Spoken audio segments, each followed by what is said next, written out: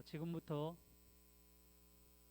한국 종교연합 주최 제107차 평화포럼 우리 사회의 차별과 종교라는 주제로 진행을 하도록 하겠습니다.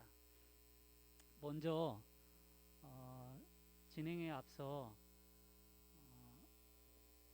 오늘 코로나가 지금 치성하고 있음에도 불구하고 이렇게 자리를 빛내주신 분들께 감사드리고, 많은 분들과 함께 해야 함에도 불구하고 코로나 방역 안전을 기하기 위해서 관계자분들과 발제자 그리고 토론분만 참석해서 진행을 하고요.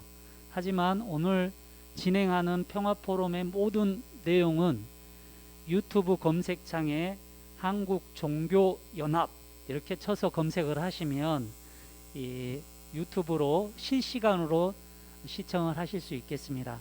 많은 분들께서 여기에 함께하는 마음으로 유튜브 검색창 한국종교연합을 검색해 함께 시청해 주시면 감사하겠습니다. 다음은 평화를 위한 기도 시간입니다. 각자 종교계의 방식으로 잠시 평화와 특히 코로나로 고통받는 모든 생명체들이 본래의 정상적인 자리로 빨리 회복되고 평화로운 생명을 누릴 수 있기를 기원하며 평화의 기도를 잠시 올리도록 하겠습니다.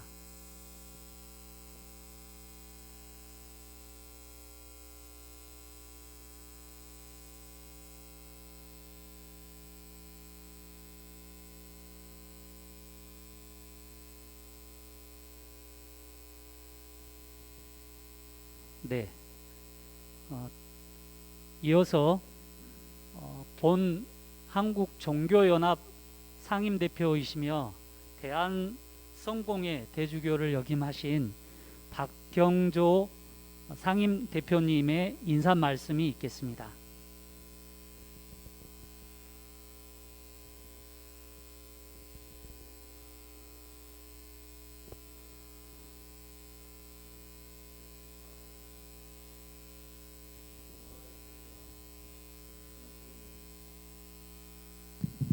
네, 107차 평화 포럼은 우리 사회 현존 우리 사회 지금 큰 문제로 대두되고 있는 차별 금지법에 대해서 논의해 보기로 그렇게 하고 오늘 좋은 분들을 모셨습니다. 우리 각자 종교는 다르고 추구하는 가치는 조금씩 차이가 나겠지만은 종교인들이 궁극적으로 교리나 그 전통의 차이를 넘어서서 궁극적으로 우리가 추구하는 하나의 큰 가치가 있다면 그것은 모든 우리 인간들은 평등하다고 하는 그런 가치일 것이고 우리는 이 가치를 놓쳐서는 안 될 거라고 생각이 듭니다. 오늘 우리 사회가 여러 가지로 코로나 방역으로 인해서 고통받고 있고 또 기후 변화로 인해서 많은 몸살을 앓고 있는 시대이지만 역시 우리 사회는 조금 더 한 단계 진전한 사회로 가기 위해서는 우리 사회에 엄존하고 있는 이 차별에 대해서 깊이 우리 종교인들이 함께 논의하고 그 의식을 좀 심화시켜 나가는 것이 필요하겠다고 생각해서 107차 평화포럼은 주제를 차별금지법에 초점을 맞추고 우리 생각들을 함께 나누어 보기로 했습니다. 그런데 사실 제가 우리 상임 대표들과 우리 공동 대표들과 하고 의논한 끝에 강사를 선정하다 보니까 두 분 다 기독교인이에요.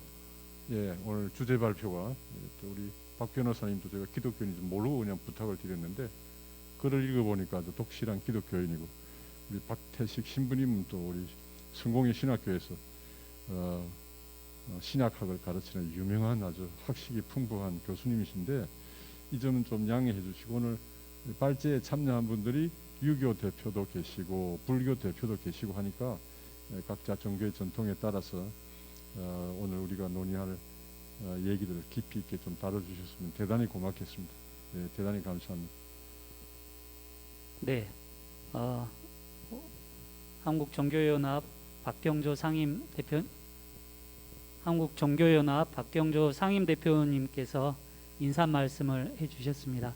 그러면 곧바로 토론 진행에 들어가도록 하겠습니다. 저는 이 근본 107차 평화포럼 사회 겸 좌장을 맡게 된 한국종교연합 공동대표, 저는 불교 청년회장을 역임한 불교계 대표입니다.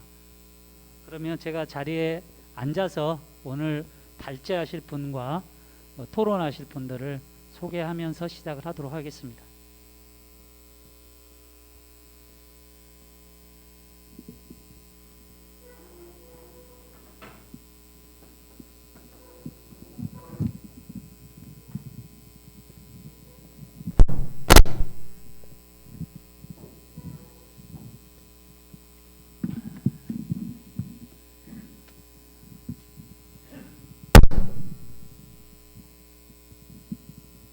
그러면 오늘 107차 평화포럼 먼저 발제를 해주실 분과 토론으로 참여해 주시는 분을 순서대로 소개해 올리도록 하겠습니다. 먼저 차별을 넘어 편견을 넘어라는 주제로 기조 발제를 해 주실 박태식 신부님 오셨습니다. 감사합니다. 포괄적 차별금지법에 대한 오해와 실제라는 주제로 기조 발제를 해주실 박종훈 변호사님 오셨습니다. 네, 박종훈 변호사입니다. 네, 그리고 차별을 넘어 편견을 넘어 박태식 신부님 발표 글에 대해서 토론을 해주실 진방주 목사님 오셨습니다. 네. 포괄적 차별금지법에 대한 오해와 실체에 대한 논찬을 해주실 유교신문사 대표 겸 본 한국종교연합 공동대표 이상호 대표님 오셨습니다. 오늘 이 107차 평화포럼은 이렇게 좀 진행을 해보도록 하겠습니다. 먼저 발제하실 분들께서는 20분 안에 하시고 싶은 얘기를 충분히 하시되 또 시간을 이렇게 좀 잘 지켜주시면 좋겠고요. 원활한 진행을 위해서 혹시 너무 시간이 지체되거나 하면은 불가피하게 사회자가 개입하더라도 좀 양해를 해주시기 바라고요. 그리고 토론 연찬을 해주실 분들께서는 최대 한 7분에서 8분 정도로 해주시고 그 다음에 기조 발제와 토론이 끝나면 잠깐의 혹시 뭐 상호 토론이라든가 이런 시간을 잠깐 갖고 그 다음에 마무리 발언으로 마치도록 하겠습니다. 자, 그러면 본 107차 평화포럼 첫 번째 기조 발표를 해주실 박태식 신부님을 소개해 드리겠습니다. 박태식 신부님은 성공회대 현재 교수님으로 계시고요. 서강대 영어영문학과 그리고 서강대 대학원 종교학과 독일 괴팅엔대 신학박사 과정을 역임하셨습니다. 그리고 활발하게 에세이스트 겸 영화평론가로도 활동을 하고 계시고 예수와 교회, 나사렛 예수, 왜 예수님이어야 하는가, 1세기 교회, 예수의 논쟁사회, 복음서와 서간 등 다수의 저작을 남기셨습니다. 자, 그러면 첫 번째 발제를 해주실 박태식 신부님을 박수로 모시도록 하겠습니다.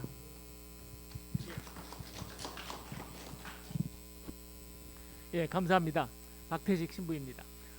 제 소개를 너무 잘해 주셔서 제가 좀 몸둘 바를 모르겠습니다. 잠깐 제가 뭐 20분 내에 끝내야 되니까 제가 이거를 제가 발제문을 읽는 식으로는 가지 않겠습니다. 그거보다는 좀 내용을 좀 요약해서 이렇게 말씀드리는 식으로 좀 가도록 하겠습니다. 우선 제가 이제 공부한 분야가 신약 성서입니다. 신약 성서. 그래서 신약 성서에 나오는 예수님의 입장, 또 그 당시 사람들은 어떻게 그러니까 차별에 대해서 이해를 했는가, 이런 걸 한번 좀 포괄적으로 살펴보도록 하겠습니다. 그런 다음에 아까 말씀하셨지만 제가 영화 평론가입니다. 그래서 과연 이걸 문화적으로 오늘날 어떻게 풀어가는가라는 것까지 이제 연결해서 한 20분 정도에 가능한 빨리 좀 요약을 해보겠습니다. 그래서 이제 나중에 그 논찬하시는 선생님의 목사님의 말씀 듣고 제가 대답하고 하는 과정에서 조금 더 깊이 있게 한번 다가갈 수 있었으면 좋겠다라는 그런 생각이 듭니다. 제가 마스크를 했는데도 소리가 잘 전달이 되나요? 예, 좋습니다. 우선 예수님 시대를 제가 본 이유는 뭐냐면은 이 종교라는 게 정말 어느 시대 어느 세계에서나 종교가 중요한 역할을 하지 않습니까? 그래서 그 종교적인 것이 그 시대의 정신과 시대의 상황을 좌우합니다. 그래서 제가 비록 예수님이 2000년 전에 이스라엘 땅에서 가지고 있었던 차별과 편견에 대한 이야기를 다루고 있지만 사실은 이게 그 뒤 2000년 동안 모든 세계, 모든 시대에 다 공통적으로 먹혀들 수 있는 주제라고 저는 생각을 하고 실제로 그렇게 돼 있습니다. 그래서 제가 그 당시의 상황을 이렇게 쭉 말씀드리고 과연 거기에서 예수님이 어떻게 극복할 수 있는 점을 찾아냈는가라는 거를 하면은 전 대체로 오늘날하고도 좀 통할 거라고 생각합니다. 자, 그래서 예수님에 대한 얘기를 할 텐데요. 그 예수님 시대에는 그 확실한 사회적인 계급이 있었습니다. 계급이 있어서 그 계급을 따르면 의인과 죄인으로 나누어집니다. 그래서 유대교, 그 당시에 이제 예수님 시대 유대교죠. 유대교 말하자면은 유대교의 그 종교 지도자들은 그 당시만 해도 뭐 재정일치예요. 그러니까 종교하고 그 다음에 이 정치하고 거의 비슷하게 돌아가는 거죠. 그렇죠? 그래서 종교적인 원칙이나 종교적인 이제 말하자면 규정 이런 것이 그 당시 사람들의 말하자면 경제, 뭐 종교뿐 아니라 뭐 식생활 또는 뭐 결혼 모든 문제에 다 종교에서 깊이 관여를 하게 되는 겁니다. 그래서 지금의 뭐 이슬람하고 비슷하죠. 유대교, 저 이스라엘도 비슷하고요. 그래서 종교가 그 사회의 나아가는 방향이라든가 종교가 어떤 정책을 결정지을 수 있는 그런 시대였습니다. 그래서 그런 시대였기 때문에 이 당시 사람들을 종교적인 기준으로 어떻게 나누느냐가 보면은 이게 이런 식의 차별이 있었구나라는 것을 쉽게 알 수가 있습니다. 그래서 제가 그 당시에 종교적인 차별에 따라서 의인과 죄인 두 개의 그 계급이 있습니다. 그 두 개의 계급을 해서 한번 죄인들이 과연 누구인가 그 얘기를 좀 해보도록 하겠습니다. 그래서 혹시 이 텍스트를 갖고 계신 분들은 19페이지입니다. 두 번째 단락을 보시면 예수와 동시대 이스라엘 땅에서는 율법, 그러니까 유대교는 철저하게 법으로 다 얘기를 합니다. 율법에 따라서 모든 사람을 의인과 죄인으로 구분했다. 그래서 세리, 목동, 어부, 창녀, 백정, 의사, 고리대금업자, 개똥 수거꾼 이런 사람들은 직업상 죄인입니다. 그래서 여러분이 딱 보시면서 뭐 세리, 목동, 어부, 창녀 당연하다. 의사가 왜 직업상 죄인이냐? 혹시 뭐 이 강의를 듣는 중에 의사분이 계실지 모르지만 의사가 그 당시 의사는 이제 그 여성들을 죄인 취급했거든요. 그러니까 의사가 직업상 여성들을 만져야 됩니다. 그래서 이런 것이 죄인 취급을 받았고 뭐 요즘은 그런 일이 없겠지만 그 당시만 해도 의사들이 치료비를 좀 과도하게 줬던 모양이에요. 과도하게 책정을 했던 모양이에요. 그래서 의사를 도둑놈과 같은 직업이다. 그렇게 이제 그 당시에 얘기를 했었어요. 그래서 이런 것들이 직업상의 죄인입니다. 그 다음에 직업상의 죄인이라는 거 말고 그 다음에 아예 태생 죄인도 있습니다. 이게 내가 나자마자 무조건 죄인으로 편입이 되는 거예요. 그렇게 죄인으로 편입될 수 있는 사람으로 보면은 누구냐 하면은 사생아, 병자, 안진뱅이 같은 병자, 이방인, 사마리아 사람, 그리고 중요한 거 여자는 무조건 죄인에 들어갔습니다. 그렇죠? 그러니까 인류의 반은 무조건 죄인으로 치고 들어가는 거죠. 그리고 환자들이 있지 않습니까? 아픈 사람들 태어나면서부터 지금은 뭐 유아 사망률도 거의 없고 태어날 때 기형아로 태어난 일도 거의 없습니다.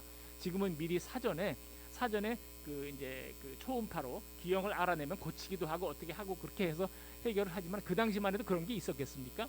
그러니까 굉장히 그러니까 아픈 아이들, 나면서부터 장애가 있는 아이들이 굉장히 많았습니다. 그래서 그런 사람들을 다 죄인 취급을 한 거죠. 이방인 무조건 죄인입니다. 그러니까 우리 같은 사람들은 유대인들이 생각할 때 한국 사람들은 무조건 죄인이죠. 이런 식으로 가다 보니까 여러분도 금방 아실 수 있을 겁니다. 죄인의 숫자가 거의 90%가 되는 거예요. 의인의 숫자는 10% 안쪽 겨우 그렇게 되는 거죠. 이게 어떤 의미가 있느냐 하면은 이 의인이 의인으로서 돋보이려면은 가능한 한 죄인들을 많이 양산해야 되지 않겠습니까? 그렇게 죄인들이 많아지면 많아질수록 의인들이 돋보이는 거죠. 뭐 우리도 지금 비슷하지 않습니까? 우리도 아주 뭐 여기 강남 사는 분 계시면 어떨지 모르겠지만 하여튼 뭐 대저택에 큰데 사는 것에 말하자면 그런 생각이 들어갈 수 있는 거죠. 너희는 근데 살지 못하지. 물론 그런 사람들이 많지는 않겠지만은 그래서 자기가 남들이 가지지 못한 것을 자기만 소유한다라는 것이 소수이면 소수일수록 그 사람들이 의인이 되는 거예요. 이제 예수님이 그 당시에 등장하셔서 곧잘 하셨던 일이 있는데 그 중에 한 가지 예를 들어보겠습니다. 예수님께서 죄인의 집에 가서 곧잘 식사를 하십니다. 식사를 하시면서 식사를 하는 걸 보고 그 당시에 의인으로 잡처하던 바리사이파나 이런 사람들이 예수님이 죄인의 집에 가서 식사를 하는 걸 보고 예수님한테 말하자면 도전을 하는 거예요. 어떻게 그럴 수가 있느냐 라고 얘기했을 때 예수님이 했던 말씀이 뭐냐 하면은 8페이지입니다. 8페이지에 이제 거기 마가복음, 이제 카톨릭이나 성공에서는 마르코 복음이라고 합니다. 마르코 복음서 2장 13, 17에 보시면은 거기 16절부터 읽어보겠습니다. 바리사이파 율법학자들은 예수께서 죄인들과 세리들과 함께 음식을 나누는 것을 보시고 그분의 제자들에게 저 사람은 어째서 세리와 죄인들과 함께 음식을 먹는 것이요? 라고 물어봅니다. 그렇죠? 이렇게 물어볼 때 그 이유는 무엇인가 하면은 예수님이 죄인의 집에 가서 식사를 하시는 거예요. 여기 좀 정교하게 살펴볼 필요가 있습니다. 죄인의 집에 가서 식사를 한다라는 게 무슨 뜻이냐? 죄인들과 같이 밥 먹으면 안 된다 이런 뜻이 아닙니다. 왜냐하면은 죄인들은 이스라엘 율법에 따르면은 먹을 수 없는 음식과 먹을 수 있는 음식이 있어요. 그런데 죄인들은 이제 먹고 살기 위해서 이스라엘에서 율법으로 먹을 수 없는 음식들까지 마음대로 먹었거든요. 그 사람들. 그래서 당연히 죄인이 되는 거죠. 예수님이 그 사람들 집에 가서 의인은 먹을 수 없는 그런 음식들을 먹은 거예요. 그러면 먹을 수 없는 음식들이 뭐가 있느냐? 그거는 구약 성서에 딱 나와 있습니다. 레위기에 보면은 예를 들어서 이게 굽이 갈라지고 그리고 되새김질하는 고기는 먹을 수가 있어요. 그러니까 소고기는 당연히 먹을 수 있죠. 하지만 굽은 갈라졌지만 되새김질을 하지 않는 음식은 먹을 수 없는 겁니다. 예를 들어서 돼지 같은 게 그렇죠. 그 다음에 토끼도 먹을 수 없고 사반이나 낙타 같은 것도 먹을 수 없는 거예요. 그리고 이스라엘 사람들도 먹을 수 없는 대표적인 예가 뭐가 있냐면은 그 피를 먹지 못합니다. 그래서 피에는 생명이 녹아 들어가 있다 그래서 피를 먹지 못하니까 그 피를 못 먹게 만드는 말하자면은 그런 법이 있는 거죠. 그래서 피를 먹을 수 없으니까 뭐 우리나라 따지면 뭐 선짓국 이런 거는 이스라엘 가면 찾기 힘들지 않겠습니까? 선짓국 같은 거는 못 먹는 거죠. 그런가 하면은 또 목졸라 죽인 짐승도 먹을 수 없습니다. 그래서 뭐 제가 지금 이 자리에서 말하긴 뭐라지만은 그 하여튼 목졸라 죽여서 먹는 그런 동물이 있잖아요. 우리나라에도 그런 일은 절대 안 되는 거죠. 뭐 그거 외에도 굉장히 먹을 수 없는 게 많습니다. 그러니까 이스라엘 사람들이 먹을 수 있는 음식이 있는데 예수님은 거기에서 기꺼이 그걸 드시는 거예요. 드시면서 예수님이 하신 말씀이 이제 중요한 거죠. 건강한 이들에게는 의사가 필요하지 않으나 병든 이에게는 필요하다. 나는 의인이 아니라 죄인을 부르러 왔다. 라고 하는 이 말이 예수님이 3년 동안 공생활하는 동안에 아주 중요한 역사의식을 보여주는 말씀이 되는 겁니다. 그래서 의인이 아니라 죄인을 부르러 왔다. 라고 할 때 그 죄인은 뭐냐면 아까도 말씀드렸듯이 90% 이상이 죄인이었잖아요. 그들을 부르러 왔다. 라고 할 때 여기서 중요한 점은 예수님이 그런 죄인들을 불러서 의인으로 전환시켰다는 뜻은 아닙니다. 성서에 보면 그렇죠. 그 사람들이 다들 죄인이니까 이제는 의인 차원으로 좀 넘어오게 하겠다, 그렇게 구원을 하겠다라는 뜻이 아니라 죄인 그 자체로서 받아들이겠다라는 뜻이 되는 거죠. 그러니까 실존적인 차원에서 죄인의 존재를 인정하는 거 아니겠습니까? 사회적인 규율이나 규범이나 차별의식 같은 거는 중요하지 않다는 거죠. 오히려 그 사람들이 그 자체로, 죄인 그 자체로 하느님이 인정하고 받아들인다, 그들도 존중받아 마땅할 사람이다 라는 거를 보여주는 의미에서 나는 의인이 아니라 죄인을 부르러 왔다가 되는 겁니다. 그러니까 그 당시에 아주 중요한 차별을 말씀드렸어요. 아주 딱 정해져 있습니다. 뭐냐면은 의인과 죄인, 그리고 예수님이 죄인을 대하는 태도는 죄인들로 하여금 이제부터는 돼지고기 먹지 마라, 이제부터는 피를 먹지 마라 라는 식으로 그 사람들한테 구원의 길을 선포하는 것이 아니라 오히려 그들과 같이 그런 아주 그 부정한 음식도 같이 먹고 하면서 그들의 존재를 인정한다, 그게 하느님의 창조 질서다 라는 차원에서 예수님이 얘기를 한 거죠. 그런 점에서 저는 이게 오늘날에도 굉장히 시사하는 바가 크다고 생각합니다. 무엇이냐면은 우리 시대에서 차별을 하는 게 우리나라도 뭐 역시 이제 법으로 다 이루어지죠. 모든 것이, 그렇죠? 지금도 뭐 이 법적 문제 갖고서는 무슨 어떤 자기의 무슨 뭐 이해를 좀 해결한다 할 때도 항상 법으로 하지 않습니까? 그러니까 법이라는 게 굉장히 중요한 거죠. 그러니까 2000년 전에 예수님 시대에도 그랬듯이 지금도 법이라는 게 굉장히 중요합니다. 근데 이 법을 어떻게 해석하느냐에 따라서 이 차별을 극복할 수가 있는 거죠. 그래서 이게 오늘날 우리 시대에 어떻게 이 차별을 극복할 수 있는가라는 얘기에 대해서 제가 좀 말씀을 드리고 있습니다.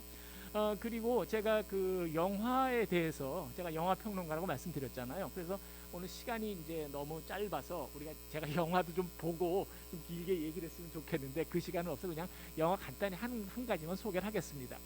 특히 여성에 대한 그 차별에 대해서 좀 그거를 해결하는, 그거를 좀 뭐랄까 차별적인 거니까 전향적인 시각으로 바라보는 영화를 하나 제가 소개시켜 드리려고 합니다.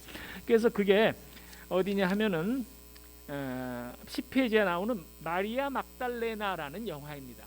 제가 뭐 이걸 보여드리진 못하지만 여러분이 그 이제 그 인터넷이나 이런 데서 마리아 막달레나를 치시면은 그게 뭐 얼마 그게 많이 비싸지 않은 가격에 여러분이 구입해서 한번 볼 수가 있습니다. 한 1,000원 정도 할 거예요. 이런 얘기까지 들어 죄송하지만, 그래서 여러분이 한번 보시면은 제가 얘기하고자 하는 것하고 참 이 영화가 맞아 떨어진다라는 걸 아시게 될 겁니다. 이게 마리아 막달레나라고 하는 거 아마 여러분이 여기저기서 특히 이제 기독교에 좀 관심이 있는 분들은 한 번씩 들어보셨을 거예요. 마리아 막달레나가 이상하게 오랫동안 교회에서 창녀다, 7 귀신이 들렸다, 아주 행실이 바르지 못한 여인이다. 그런데 이 여인을 예수님이 구원했다, 이렇게 됐어요. 그래서 그게 2000년 동안 교회에서 말하자면 여성의 아이콘이 되는 겁니다. 여성이란 무엇이냐 하면은 우리 예수님 시대에서도 그랬다. 여성은 구원받기 힘든 존재다. 그래갖고 매일 나쁜 짓을 하고 그러고 있는데 예수님이 구해줬다라는 거죠. 이건 뭐냐면 2000년 동안 여성에 대한 차별적인 시각의 아이콘이 되는 겁니다. 여성이란 어떠냐? 항상 이렇게 자리를 잡지 못하고 그렇게 좀 뭐랄까 사회의 그런 죄인 취급을, 죄인이면서 그리고서는 판단력도 없고 그냥 남자들이 잘 돌봐줘야지 겨우 구원받는 식으로 여성들을 본 거예요. 그래서 이 영화에서 보면은 그렇지 않다. 오히려 예수님을 쫓아냈던 마리아 막달라가 예수님이 갖고 있었던 진정한 가치를 알아차린 사람이다라는 거를 얘기를 해주는 거예요. 그래서 여기에서 영화에서 이제 그 마지막 부분에 아주 하이라이트, 아주 중요한 장면이 나옵니다. 이제 교회를 다니시는 분들은 아시겠지만은 예수님이 부활했을 때 남자 제자들은 전원 도망갔습니다. 그런데 유일하게 여성들이 예수님의 부활 현장을 지켰어요. 왜냐하면 남자들은 예수님이 정치범으로 돌아갔으니까 괜히 예수님하고 얽혔다가는 자기네들도 다 꼼짝없이 감옥에 갈지 모른다, 이런 두려움이 있었거든요. 그래서 꽁꽁 숨어 있었습니다. 그런데 여성들은 그렇지 않았죠. 여성들은 예수님이 부활하는 현장에 가서 그분의 부활을 직접 목격을 했습니다. 그 목격을 한 걸 갖고 남자 제자들한테 와서 전달한 사람이 누구냐? 바로 마리아 막달레나입니다. 그래서 마리아 막달레나가 전달했는데 성서에는 아주 짧게 나와 있습니다. 마리아 막달레나가 예수님의 부활을 남자 제자들한테 전했다라는 거로 딱 나와 있어요. 그 이상은 나오지도 않습니다. 그런데 이 영화에서는, 거기 제가 그 영화를 좀 소개시켜 놨지만, 그 마리아 막달레나가 2018년 그러니까 이제 2년 전에 나왔죠. 영국에서 만들었고 가스 데이비스라는 아주 꽤 역량 있는 그런 감독이 만들었습니다. 이 영화에서 하이라이트는 바로 그겁니다. 마지막 한 10분 정도에 마리아 막달레나가 제자들에게 와서 자신이 부활한 예수를 봤다라는 그 장면을 여러 가지 이야기를 넣어서 확장을 시킨 거죠. 그러니까 감독의 상상력으로 당시에 있었던 사건을 재구성한 겁니다. 성서에는 딱 한 줄밖에 나오지 않는데, 그때 마리아 막달레나가 했던 얘기가 무엇이냐? 베드로와 나눴던 얘기가 그거예요. 그때 베드로가 마리아 막달레나가 예수님을 봤다 하는 사실에 대해서 이렇게 얘기를 합니다. 네가 예수를 봤다라는 사실은 믿는다. 그러나 그렇다고 해서 예수님이 너에게만 나타났다고 말하지는 말아라. 오히려 그런 건 아니다. 예수님은 나를 통해서, 이 반석을 통해서 교회를 세우겠다는 표시를 했고 그것이 우리의 할 일이다. 그래서 마리아 막달레나가 예수님을 봤다라는 것에 대한, 말하자면 자부심이나 예수님을 봤다는 것에 대해서 우월감을 가지지 말아라고 경고하는 장면이 나와요. 그때 마리아 막달레나의 대답이 굉장히 중요합니다.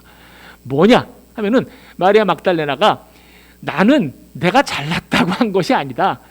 예수님이 나를 어떻게 존중했는지, 여성들에게 어떻게 기회를 줬는지, 그것을 우리가 공유하자고 왔다. 그렇게 해서 마리아 막달레나가 거기서 남자 제자들과 결별을 하고 그 다음부터 여성들끼리 복음을 전달하는 새로운 시대를 여는 그런 작품이에요. 물론 이게 전통적인 교회에서 가르치는 마리아 막달라 가르침하고는 완전히 차이가 납니다. 그럼에도 불구하고 이게 왜 중요하냐면은 오늘날 우리 시대에서 차별을 이해하는 방식이 여기에 잘 드러나 있기 때문이에요. 무엇이냐 하면은 차별이라는 것은 차별을 하는 사람들 입장에서는 절대 바뀌지 않습니다. 왜냐? 차별하는 사람들은 이게 얼마나 편합니까? 그렇죠? 내가 이렇게 의인하고 죄인하고 딱 나눠 놓으니까 의인으로서 너무 편한 삶을 살고 있는 거예요. 그렇지 않다. 차별은 차별받는 사람의 입장을 10분 고려해야 되는 겁니다. 말하자면은 여성이 차별을 받는다 하면은 여성들이 어떤 생각을 갖고 어떻게 차별을 받는가를 주의 있게 살펴봐야 되는 거예요. 내가 봐주겠다. 의인의 입장에서, 강자의 입장에서 내가 너희들한테 이렇게 은전을 베풀겠다. 이제 여성의 지위도 많이 좋아졌다. 옛날하고 비교하면 지금 얼마나 좋아졌냐. 여성이 대통령을 하지 않느냐. 이런 식의 논리는 아니라는 거죠. 그거보다는 오히려 여성들이 갖고 있는 아주 그 자신들의 목소리를 들어야 된다라는 의미에서 이 영화를 만들어낸 겁니다. 전 그래서 이 영화가 오늘 새로운 복음서죠. 말하자면 예수 사건에 대한 새로운 이해를 보여주기에 굉장히 중요하다고 생각을 합니다. 자, 이제 이야기를 좀 마무리 짓겠습니다. 그래서 이제 제가 이제 여기 여러분이 이제 이 텍스트를 갖고 계시면 읽어보시면은 제 논지는 그냥 대충 아실 겁니다. 뭐라 하면은 그 차별이라는 것은 차별을 받는 사람을 이제 여태까지 차별받던 상태에서 구해내는 것이 아니라 그 사람의 차별받는 그 상태를 그대로 인정하고 너희도 존중받아 마땅한 사람 인간이다라는 사실을 인정하고 말하자면은 같이 사는 것, 그것이 중요한 거죠. 그 과정이 없다면 차별은 영원히 없어지지 않겠는가라는 겁니다. 그래서 제 생각에 제일 중요한 거는 뭐냐면은 상대가 말하자면 차별받는 그런 조건을 갖고 있다라고 할 때 그 조건을 바꾸려고 하지 말아라. 오히려 그 조건을 인정하고 존중해 줘라. 그래야지 의미가 생기지 않겠는가 하는 겁니다. 제 말씀은 여기까지 드리겠습니다. 예, 감사합니다. 예. 네, 신부님께서 정확히 20분 안에 예를 들면 예수님께서 이 건강한 이들에게 의사가 필요하지 않아 병든 이들에게는 필요하다. 나는 의인이 아니라 죄인을 부르러 왔다. 이 일화를 통해서 실존하는 사람들을 있는 그대로 이 편견과 오해를 버리고 있는 그대로 보고 상대의 조건과 조건과 어떤 위치 여러 가지를 따지지 않고 있는 그대로 실존적인 존재를 받아들이고 함께하는 그 마음 속에서 이 사랑이 싹트고 그럴 때 진정으로 차별과 편견은 사라지지 않는가 이제 이런 말씀을 이 일화를 통해서 전해 주셨습니다. 예, 이 차별을 넘어 편견을 넘어 이 성서와 영화에 나타난 사회적 약자 이 주제에 말씀을 해주셨는데 시간이 짧아서 더 하시고 싶은 얘기는 많으신 것 같은데 이렇게 압축해서 해주셨습니다. 박대적 신부님께 감사드리고요. 뒤를 이어서 이번에는 이 포괄적 차별금지법에 대한 오해와 실제라는 주제로 발표를 해주실 박종훈 변호사님을 모실 텐데요. 박종훈 변호사님은 법무법인 하민 변호사시고요. 이 성균관대 법과대학을 졸업하셨고 이 세월호 특별조사위원회 상임위원 그리고 대한변호사협회 인권위원 무엇보다 장애인 차별금지법 제정 추진연대 법제위원장으로서 우리 사회 특히 가장 낮은 자리에서 고통받고 있는 이 장애인의 차별을 금지하는 법제화하는 실제적인 운동을 해 오셨던 분입니다. 그러면 박종훈 변호사님을 큰 박수로 모시도록 하겠습니다. 예, 제 발제문이 좀 긴데요. 법에 대해서 썼기 때문에 아마 이 발제문을 읽어보시면 좀 지루할 수도 있을 거예요. 네, 그러나 이제 20분 내에 발제를 하라고 말씀하시니 순서대로 그냥 제가 요약해서 말씀드릴게요. 자료집 15쪽을 보시면 제가 이제 장애인차별금지법 제정운동을 하면서 2002년부터 2007년까지 5년 동안 이제 장애인 당사자분들, 활동가분들과 함께 우리 사회에서 장애인 차별이 어떤 현황을 가지고 있고 그거를 극복하려면 어떻게 해야 되고 그런 고민들을 많이 해봤어요. 그러다 보니 이제 그 당시에 우리나라 2004년부터 사회적 차별금지법을 제정하는 운동이 국가인권위원회 중심으로 일어났을 때 저도 이제 거기에 관여하게 됐는데 그 당시 판단은 사회적 차별금지법이 너무 거대한 입법운동이었기 때문에 우선 장애인 차별금지라고 하는 개별 차별금지법을 통해서 이거를 돌파해가는 게 맞겠다 싶어가지고 저는 사실은 장애인 차별금지법 제정운동에 더 집중했던 그런 경험이 있습니다. 최근의 상황은 2020년 21대 국회에 들어와서 장혜영 의원이 대표 발의한 의원안이 하나 있고 그 다음에 이제 국가인권위원회에서 국회에 평등법 시안을 제시하면서 입법을 촉구한 게 있고 최근에 이제 민주당에서도 입법 발의를 위해서 지금 준비 중에 있습니다. 지금 사실 차별금지법 관련해서 그거를 포괄적 차별금지법을 할 거냐 평등법을 할 거냐 이름은 조금 다를 수 있지만 내용은 이제 또는 목적은 비슷한데요. 이 차별금지법을 포괄적으로 만드는데 가장 좀 걸림돌 또는 장애물이 됐던 분들이 이른바 개신교 보수 진영의 강력한 법 제정 반대 운동인데 기본적으로는 이제 동성애 반대에서 시작을 하고요. 국가인권위원회법뿐만 아니라 포괄적 차별금지법에 성적 지향이나 성별 정체성이라고 하는 항목을 집어넣는 것 자체를 반대를 하고 더 극단적인 분들은 설사 그거를 빼더라도 반대하겠다라고 하고 계시고 그 이유는 등이라고 하는 표현을 통해서 어차피 할 거 아니냐 또는 없어도 해석으로 어떻게 할 거 아니냐라고 하는 상당한 큰 의심을 가지고 계신 분들이 있는데 저는 이제 양극단에 있는 분들은 사실 이제 설득하기가 좀 어렵다고 보고요. 다만 저는 보수적인 개신교인으로서 제가 가지고 있는 신앙과 또 당사자들의 인권과 어떤 관계가 있는지에 대한 고민을 통해서 저는 대안입법론을 주장을 하고 있어요. 그러니까 차별금지라고 하는 것은 평등권이라고 하는 기본권의 내용을 담고 있거든요.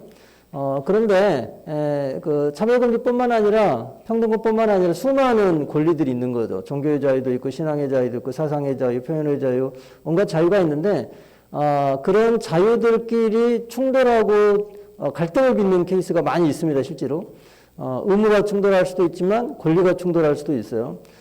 그런 상황들이 차별금지법을 운용하는 과정에서 나타나는 경우가 있어요. 어떤 식으로 나타나냐면 차별금지법 위반이라고 해서 문제가 됐을 때 나는 내 권리를 행사했을 뿐이다. 차별하려고 한 게 아니고 내 권리를 행사했다니까요.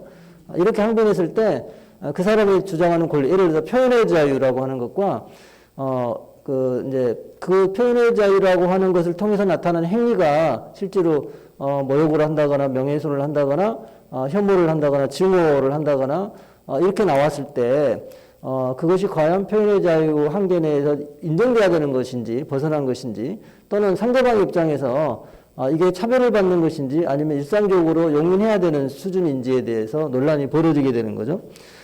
저는 기본적으로 발제문에 그렇게 썼어요. 제가 개신교인이고 모태신앙인이고 하나님과의 관계에서 성경은 동성애를 죄라고 기록하고 있다고 그렇게 배운 사람이라는 거죠. 물론 성경을 해석할 때 에큐메니칼 진영에 계신 분들은 아주 구체적인 단어나 해석도 그 당시 상황을 통해서 동성애를 꼭 죄라고 성경에서 규정하고 있는 거 아니다라고 하는 분도 계시고 보수적인 분들은 뭐 100% 죄다라고 주장하는 건데 여기서 이제 어떤 편차가 생기냐면 최근에 이제 동성애 반대 포괄적 차별금지법 제정 반대하는 분들은 마치 동성애가 최악의 죄인 것처럼 나머지 죄는 별로 관심이 없고 오로지 동성애에 대해서 너무 관심을 집중시키면서 이게 여러 죄 중에 하나 성경을 보면 동성애가 죄라고만 가득 차 있지 않거든요. 동성애 규제 이렇게 많지 않아요. 오히려 음란함, 그죠? 이성애자든 동성애자든 양성애자든 음란함에 관해서는 음행에 관해서는 많이 지적을 하고 있지만 동성애에 대해서 그렇게까지 많은 규정이 있지 않습니다. 그러니까 어떻게 생각하면 조금은 더 사회적인 악이라거나 이 동성애 뭐 죄악을 다 뭐 경중을 다 구별할 수 있는 것은 아니겠지만 그러나 동성애라고 하는 것을 죄라고 보더라도 그 죄가 갖고 있는 어떤 특정한 지위나 역할이라고 하는 게 있는 건데 마치 이제 지금 최근에 나타난 경향은 동성애가 가장 큰 엄청난 죄악인 것처럼 그렇게 보이는 것이죠. 그런 과정 속에서 이제 저도 보수적인 개신교인인데 그렇지만 설사 동성애가 죄라고 하더라도 그분들의 인권, 죄인의 인권은 보장돼야 되는 거 아니냐. 예컨대 살인죄를 저질러도 그 사람의 형사 절차상에 인권이 외면되잖아요. 살인죄 저질렀다가 나쁜 놈이라고 고문하면 안 되잖아요. 그것 자체가 벌써 이제 유법한 증거 수집이 되잖아요. 이런 어떤 사회법과의 관계 속에서 신앙적으로, 종교적으로 신념에 의해서 동성애를 죄라고 믿고 동성애는 잘못된 거라고 생각한다 하더라도 그러나 그 동성애자라고 하는 분들에 대해서는 그분들의 인권은 반드시 보장돼야 된다는 관점에서 이제 시작을 했고요. 제가 이제 다만 차별금지법 관련해서 2002년부터 벌써 저도 한 18회 가까이 차별에 대해서 고민을 했었네요. 그러다 보니까 몇 가지 이제 다른 사람들이 잘 안 할 수도 있는 고민을 하게 되는 거죠.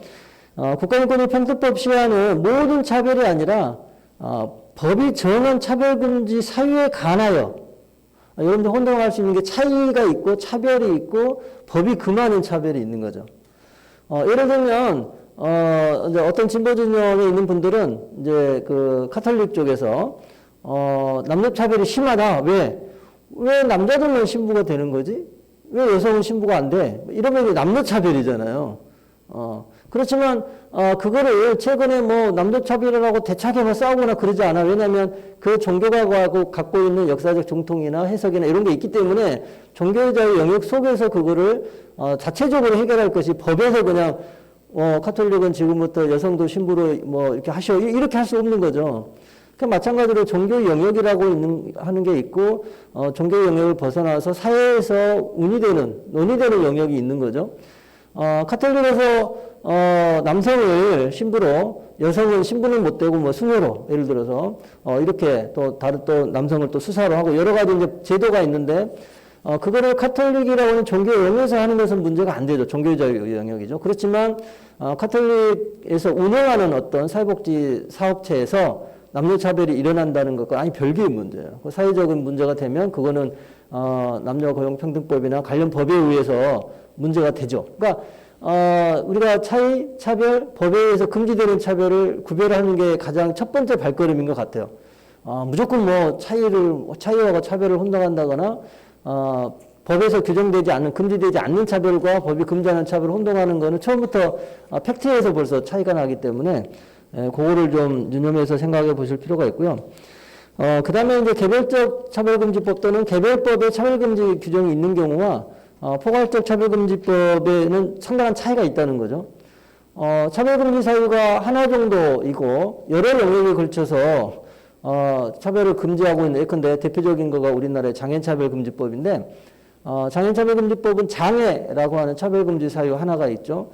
그거로 인해서 원래 저희가 초안을 만들었을 때는 14개 절에 걸쳐서 차별금지 영역을 설정했어요. 지금은 이제 그걸 압축해가지고 실제로 법제화될 때는 좀 줄어들었지만 장애인 차별 관련해서는 장애를 이유로 한 차별이어야 되고 합리적 이유나 직업 진정직업 자격이나 ASI라는 게요. 이거는 그러니까 차별로 보이는데 그게 진짜 차별인가 따져보니까 예컨대 특정한 상황에서 법적으로 낮은 쪽에 있는 사람을 조금 이렇게 평등하게 하기 위해서 적극적 조치를 한다거나 그 직업에 적합한 사람을 뽑기 위해서 겉으로는 차별로 보이지만 그 허용되는 그런 내용이 있다거나 과도한 부담이 있다거나 합리적 이유가 있다거나 이런 경우에는 또 차별로 보지 않는다는 거죠. 그리고 차별금지 영역 내에서 차별이 일어나야 돼요.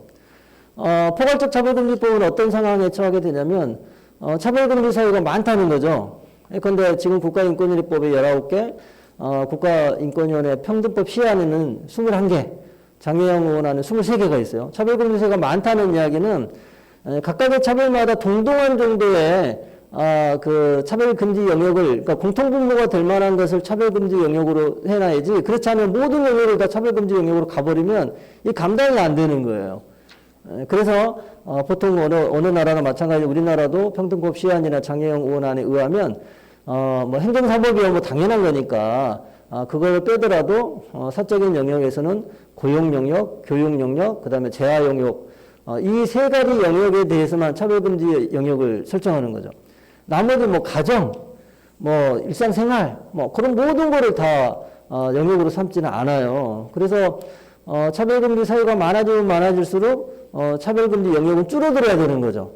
이 많은 차별금지 사유들이 금지해야 될 만한 공통적인 어떤 영역을 설정해야 되기 때문에 그래서 그거에 대한 혼선이 벌써 일단은 착오를 많이 일으키는 경우가 있어. 아니 뭐 다른 데 법이 있던데 뭐 이렇게 하면서 왜 또 포괄적으로 만드는 거야? 우리나라에 차별이나 평등이라는 키워드로 법제처에 법령 검색을 해보시면 몇 개가 뜨는데 아예 법 자체가 차별을 금지하는 그런 법도 있죠. 장애차별금지법처럼. 법 자체에는 뭐 차별이나 평등이라는 이름이 제목에 들어가 있지 않지만 내부 내용을 보면 차별을 금지하는 개별법도 있어요. 근데 그런 것들은 거의 다 고용 영역에 관한 거예요. 장애차별금지법을 빼고는 대부분 고용 영역에 관한 거기 때문에 차별금지 사유 영역이 다 다르다는 거죠. 그래서 이제 포괄적 차별금지법이 왜 필요한가에 대해서 제가 또 기술해 놓은 게 있고, 그 다음에 이제 일반적인 권리 침해, 직접적으로 권리를 침해하는 것과 차별은 약간 또 차이가 있어요. 그게 어떤 점에서는 인권 침해라는 측면을 갖고 어떤 점에서는 정량적으로 좀 차이가 있을 수 있어요. 그렇기 때문에 권리 구제 수단에 있어서도 좀 다르다는 거. 그 다음에 이제 차별에 관해서는 제가 이제 장애차별금지법 처음에 제정 운동을 할 때만 해도 강력하게 규제를 해가지고 사람들을 그냥 뜯어 고쳐야 된다는 생각이 좀 강했던 것 같아요, 저도.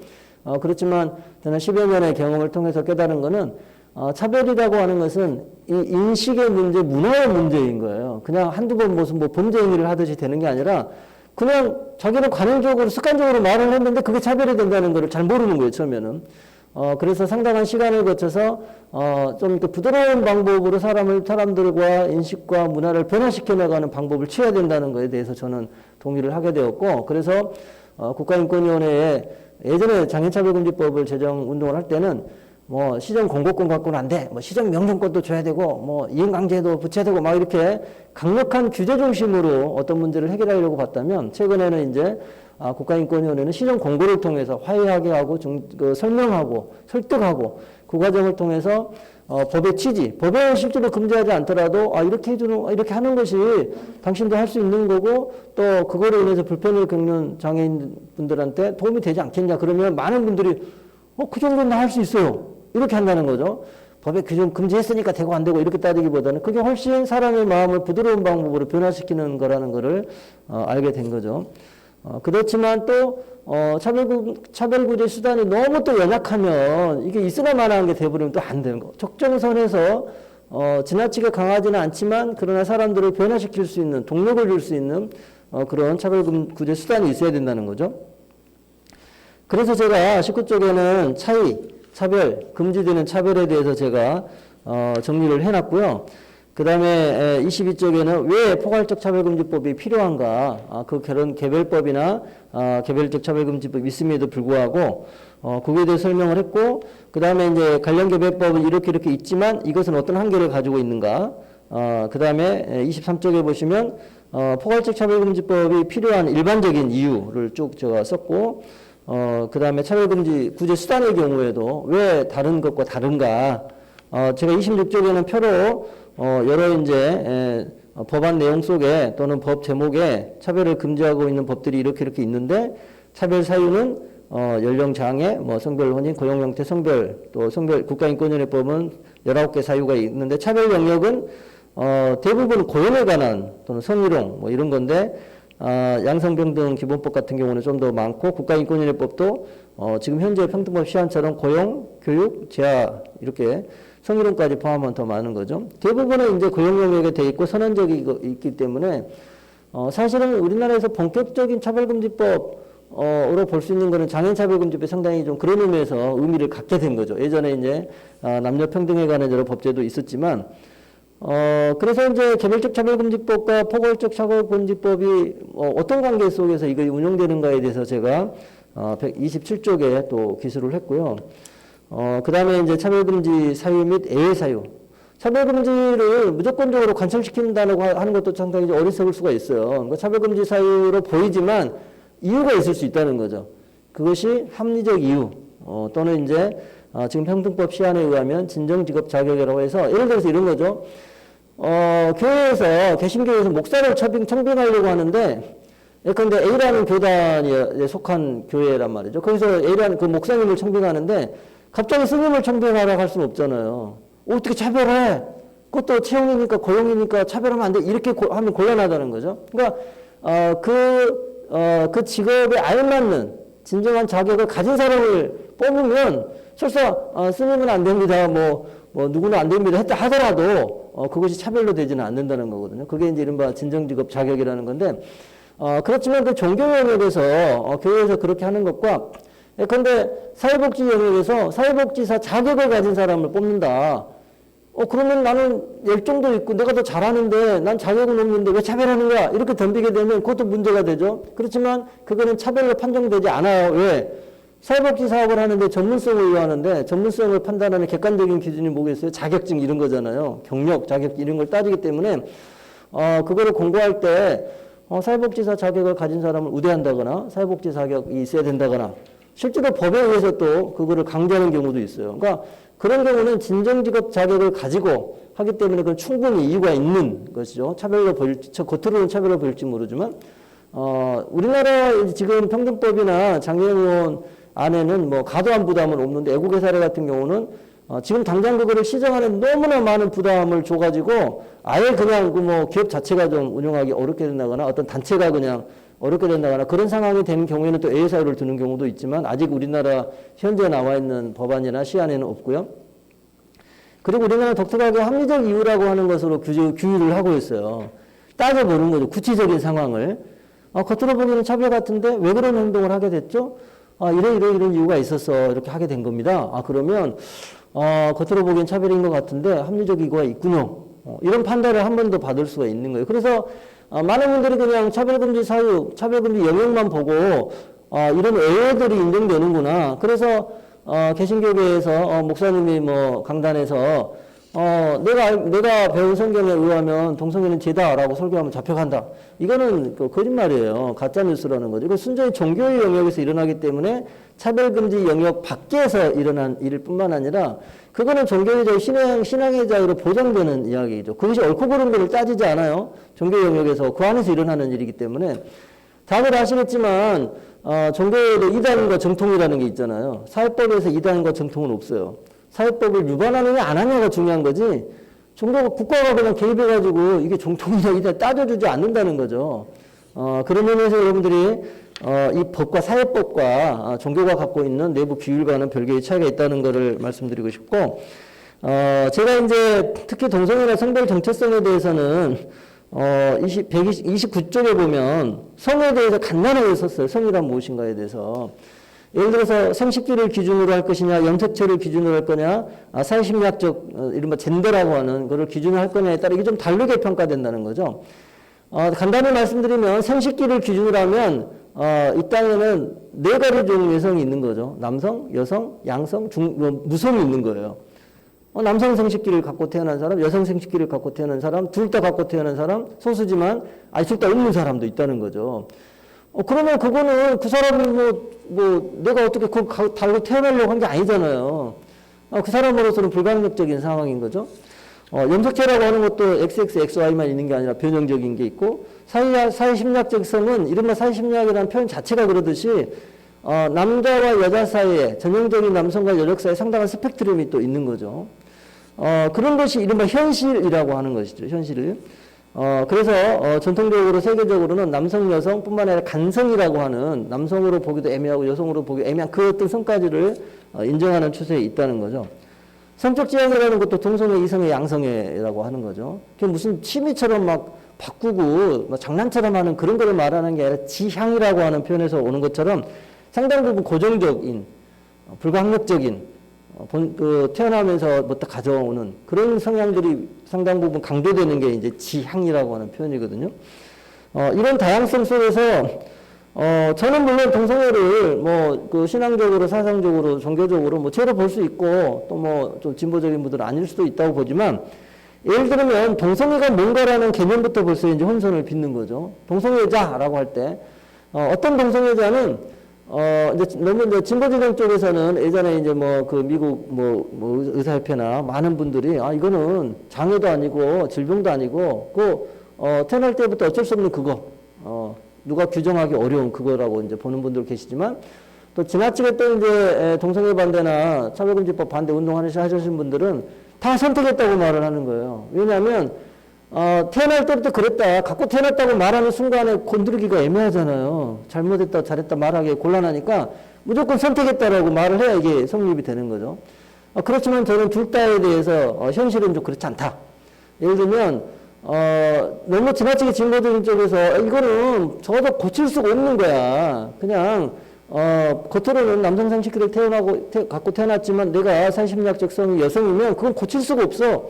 이런 분도 계시지만 때로는 실제 현상을 보면 자라는 과정에서 어떤 충격이나 어떤 상처를 통해서 그 성적인 그게 바뀌는 경우가 있어요. 그래서 사회심리학이나 상담을 통해서 또 다시 생식기적 성으로 돌아가는 사람도 있거든요. 또 어떤 사람은 남성으로 성전환 수술했다가 또 여성으로 성전환 수술한 사람도 있어요. 우리나라의 케이스는 아니고 독일인가 그랬는데 그런 케이스를 보면서 우리가 너무 이제 극단적으로 100% 이거는 불가항력적인 거고 변할 수 없는 거야. 또는 100% 이거는 선택한 거야라고 말할 필요가 없어요. 왜냐하면 그 차별금지 사유가 선택할 수 있냐 없냐의 문제는 아니라는 거예요. 그러니까 종교도 선택할 수 있잖아요. 그죠? 이제 택함 받았다라고 하는 신앙적 고백과는 별개로 제가 지금은 개신교이지만 다른 분들은 또 불교로 갔다가 또 개신교로 갔다가 이러다가 개신교에 있는 사람들 중에 갑자기 정통파에서 말하는 이단 쪽으로 가기도 하잖아요. 선택할 수 있어요. 그렇지만 종교가 차별금지 사유에 들어가 있잖아요. 그러니까 차별금지 사유라는 게 꼭 뭐 불강력적이고 도저히 변화가 안 되는 것만 집어넣은 게 아니라는 거예요. 그래서 이제 그런 점에서 제가 이제 그런 내용들을 정리해서 적은 게 있고요. 그 다음에 제가 이제 대한입법론자로서 많은 개신교인 그 반대하는 분들 중에 합리적인 분들, 그러니까 무조건적 반대, 뭐 성적지향, 법정, 뭐 성별 정체성 빼도 반대, 이런 분들하고는 이제 이야기가 잘 안 되고, 우리가 걱정하는 게 있어. 우리의 신앙의 자유가 있는데 그거를 못하게 자꾸 막으려고 하는 의미에서 이 법을 만드는 거라면 나는 찬성할 수 없어. 그러면 뭐를 걱정하시는 거냐? 아니 내가 신앙 고백을 교회에서 할 수 있어야지. 또 여기에서 또 내 신앙을 전도할 수도 있어야지. 오케이. 그러나 할 수 있어야 돼요. 최근에 이제 반대 운동하는 분들 중에서 상당히 이제 가짜 뉴스 또는 왜곡된 뉴스를 유포하는 경우 많이 있어요. 예를 들어서 어느 나라에서 예수 믿으라고 전도했다가 차별금지법으로 뭐 고소를 당했다더라. 대부분 이렇게 케이스를 제가 지금까지 나온 케이스 한 3분의 2 정도를 분석해가지고 따로 이제 정리한 것도 있는데, 거기 보면 차별금지법에서 되는 경우가 거의 없어요. 예를 들어서 종교의자의 입장에서 길거리에서 전도를 하는데 그 전도하는 내용이 단순히 성경에서 내가 믿는 그 종교에 의하면 동성애는 됩니다, 이렇게만 말한 게 아니에요. 혐오적인 표현이나 발언을 하고 선동을 하거든요. 그것이 이제 그 나라의 질서유지 위반법이나 그런 법에 의해서 문제가 되는 거예요. 그렇지 무조건 차별금지법에 그냥 다 이 차별금지법이 마치 그 사탄 마귀인 것처럼 그렇게 몰아가는 것도 사실은 팩트는 아닙니다. 진실은 또 아니에요. 그러니까 그런 거를 좀 참작하시라고 하면서 제가 생각하는 좀 포괄적 의미의 차별금지 예외 사유 또는 그 영국이나 독일이나 다른 법에서 종교의 자유와 관련해서 규정하고 있는 예외 사유들을 제가 예로 들었고요. 차별금지 영역에 대해서도 사실은 법률가 입장에서는 조금 더 섬세한 규정들이 필요해요.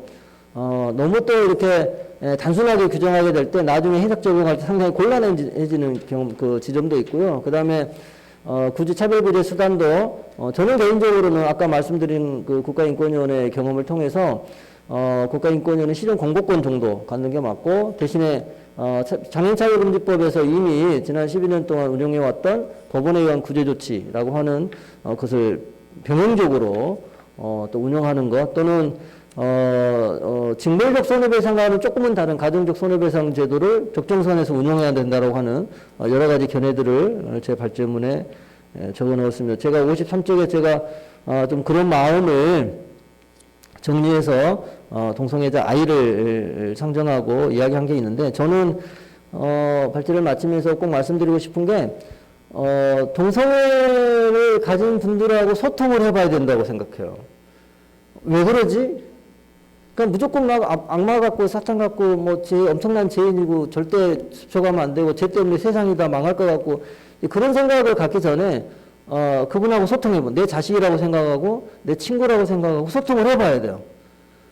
접해보면 그렇게 악마도 아니고요, 그렇게 나쁘지도 않아요. 제가 볼 때는 제가 어떤 글에도 썼습니다만은 동성애자들이 이제 그 이성애자 입장에서 조금은 달라 보이죠. 특히 이제 그거를 성적인 행위로까지 나가게 되면 더 달라 보이거든요. 그리고 실제로 거기서 가져오는 폐해들도 없잖아 있어요. 그렇지만 그 모든 것 때문에 동성애자라고 하는 실존, 아까 이제 그 신부님도 말씀하셨지만 문제는 그분의 실존을 인정해 주는 거거든요.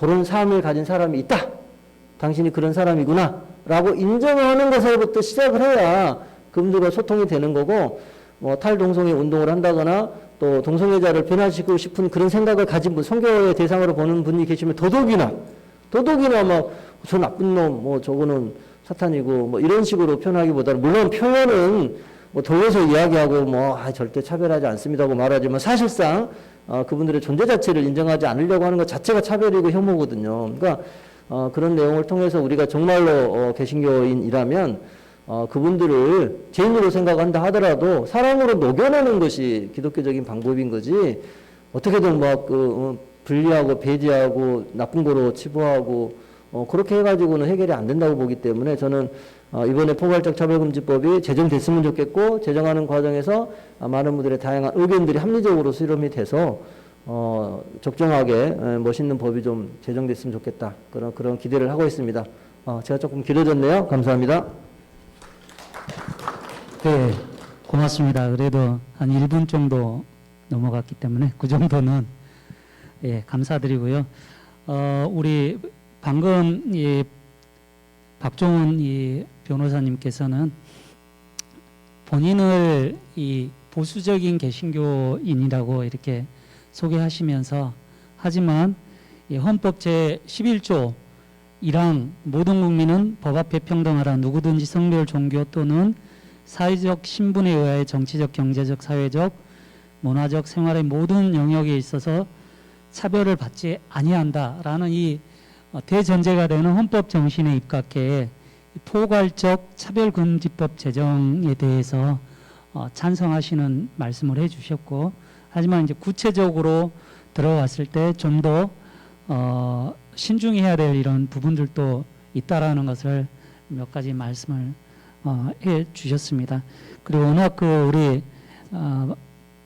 저희 박 변호사님께서 저희한테 주신 자료가 방대해서 저조차도 마지막까지 다 읽어보지는 좀 못했습니다. 근데 굉장히 참고가 될 만한 자료들이 많이 있는 것 같습니다. 깊은 발제를 해주신 우리 박종훈 변호사님께 박수 한 번 더 부탁드리겠습니다. 네, 두 분의 기조 발제가 있었고요. 그러면 이어서 첫 번째 박태식 신부님의 이 발제와 관련해서 우리 진방주 목사님께서 이 토론 논찬을 좀 해주시겠습니다. 진방주 목사님은요, 이 영등포 산업선교회 총무님을 오랫동안 역임하면서 낮은 곳, 어려운 곳에 있는 분들과 함께 생활을 많이 하셨습니다. 현재 동막교회 담임 목사 겸 이 치유목회연구원 원장으로 계시고 본 한국종교연합 이 공동대표로도 함께 재직하고 계십니다. 우리 진방주 목사님 토론 논찬 힘찬 박수로 부탁드리겠습니다.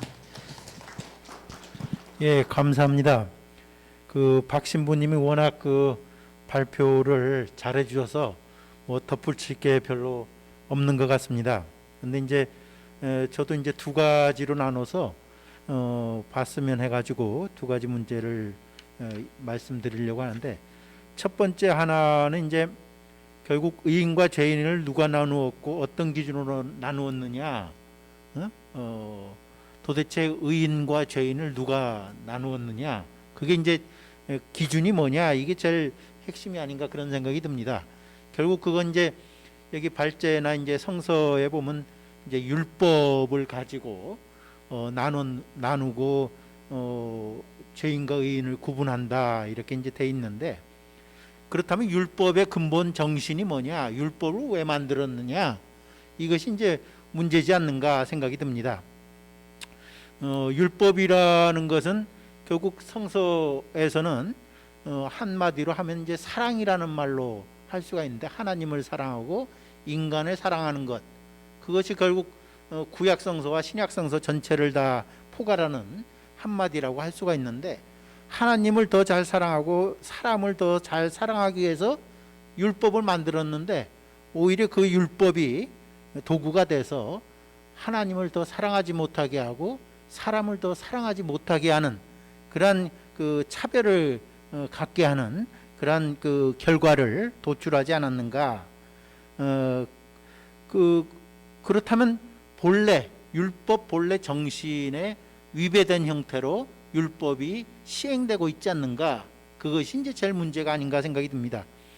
결국 예수님이 오셨다는 것, 그것 자체는 결국은 잘못된 율법을 본래대로 돌이켜 놓기 위해서, 하나님을 사랑하고 인간을 사랑하기 위해서 본래 정신이 무엇인가, 그걸 가르쳐 주기 위해서 이제 예수님이 오셨다고 할 수 있는데, 결국 예수님은 죄인이라고 규정하는 그것이 잘못됐다라고 선언한 것이 결국 예수님이라고 할 수가 있는 거죠.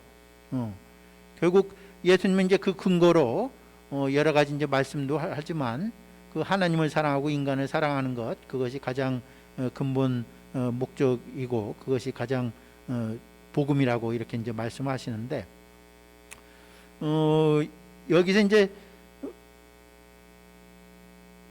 결국 제가 그래서 이제 56쪽에 썼는데 죄인이라고 규정하여 하나님의 생명을 지닌 존귀한 인간으로서 여김받지 못하고 차별받는 사람들이 있는 바리사이파 율법학자들 중심 세계에 대해서 바로 그 사람들이 하나님의 형상을 지닌 사람들이고 하나님의 눈과 마음을 지니고 있고 차별받을 수 없는 똑같은 생명으로서 존엄한 인간임을 천명하고 또 예수님이 그들과 함께 하나님 나라를 공감할 수 있고 한 식탁에서 어울려 함께 밥을 먹고 마시는 존재로 인정했다는 것, 그것이 어떻게 보면 예수님이 이 땅에서 행하신 일이라고 이렇게 할 수가 있는 것 같습니다. 결국 예수님은 그 어떠한 이유로도 모든 인간이 하나님의 생명을 지닌 존귀한 인간이 차별받을 수 없고 지배받을 수가 없다는 것을 선언한 것이 예수님이 아닌가.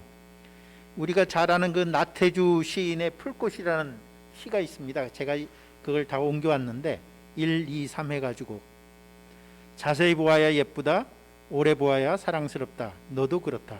풀꽃이는 이름을 알고 나면 이웃이 되고 색깔을 알고 나면 친구가 되고 모양까지 알고 나면 연인이 된다. 아, 이것은 비밀. 풀꽃 3은 기죽지 말고 살아봐. 꽃 피워봐. 참 좋아. 모든 인간은 하나님의 고귀한 생명을 지닌 존귀한 인간이고 하나님의 생명을 지녔기 때문에 존귀한 인간이죠. 생명새와 피부색과 살고 있는 사회와 문화의 습속이 다르다 해도 자세히 보면 예쁘고 오래 보면 사랑스럽습니다. 모르던 사람도 알고 나면 이웃이 되고 친구가 되고 연인이 됩니다. 모두가 기죽지 말고 꽃을 피우면 너무나 아름답고 좋습니다. 결국 하나님께서는 세상을 만드시고 모든 것을 만드신 다음에 보시기에 참 좋았더라 했습니다. 서로 생각하는 거와 서로 생김새와 서로 추구하는 것이 다르다고 해도 그 한 사람 한 사람 안에 또 더 나아가서는 자연 만물 가운데도 귀중한 생명을 지니고 있기 때문에 다 존귀하고 보배로운 것이라고 하기에 거기에서는 어떠한 차별도 받을 수가 없다고 말씀드릴 수가 있겠습니다. 두 번째, 우리 박 신부님이 이제 영화 이야기 마리아 막달라 마리아 영화를 통해서 이렇게 말씀을 해주셨는데 거기서 저는 결국은 차별을 통해서 기득권을 편안함을 누리는 사람과 차별을 받음으로써 길을 펴지 못하는 사람들이 누구인가 하는 것입니다. 차별을 통해서 기득권을 갖는 사람들은 지금 여기 세상이 좋고 그래서 예수님이 오시는 것을 별로 기다리지 않는 사람들입니다. 새 세상이 되는 것을 기다리지 않는 사람들이죠. 지금 여기가 좋고 편안하니까 별로 뭐 새로운 세상 오는 걸 바라지 않는 거죠. 변화된 세상 오는 걸. 그렇지만 차별을 통해서 길을 펴지 못하고 차별을 통해서 눌림을 당하는 사람들은 어떻게든지 현재 세상이 바뀌어져서 새로운 세상, 새 하늘과 새 땅이 오는 그 세상을 간절히 바라는 거죠. 결국 하나님의 오심을 또 예수 그리스도의 오심을 간절히 바라는 사람들이 결국 차별받는 사람들이 오히려 더 간절히 원하는 것이고 하루라도 빨리 한순간에도 빨리 오기를 기다리고 간구하는 사람들이 차별받는 사람들이 아닌가. 그 사람들이야말로 새하늘과 새 땅을 본래 하나님께서 만들어진 아름다운 보시기에 좋았다고 하는 아름다운 세상을 기다리는 사람들이 차별받는 사람들이 아닌가 그런 생각이 듭니다. 결국 막달라 마리아도 한 인간 존재고 존귀한 존재임에도 불구하고 여성이라는 이유로 차별받고 죄인 취급받고 사람 대접받지 못하던 그런 여성에 대한 차별을 결국 이 막달라 마리아 영화를 통해서 그것이 전면 그 자체를 전면 부정하는 그래서 새 하늘과 새 땅을 바라는 그런 그 여인으로 나타나지 않았을까 그런 생각이 듭니다. 결국 성경에도 보면 마태복음 25장 40절 45절에 보면 내가 진실로 너에게 이르노니 여기 내 형제 중에 지극히 작은 자 하나에게 한 것이 곧 내게 한 것이라. 또 지극히 작은 자 하나에게 하지 않은 것이 곧 내게 하지 아니한 것이라. 그들은 영벌에 의인들은 영성에 들어가리라 하시니라. 근데 결국 그 모든 생명을 지닌 고귀한 인간들은 어떤 이유로도 차별받을 수가 없고 모두가 다 존귀한 존재임을 성경에서는 말하고 있지 않는가. 그리고 우리 사회에서도 그렇게 존재 자체를 존중해 줘야 되지 않겠는가. 그래 차별은 어떤 이유로도 차별은 있을 수가 없다고 이렇게 좀 생각을 합니다. 예, 감사합니다.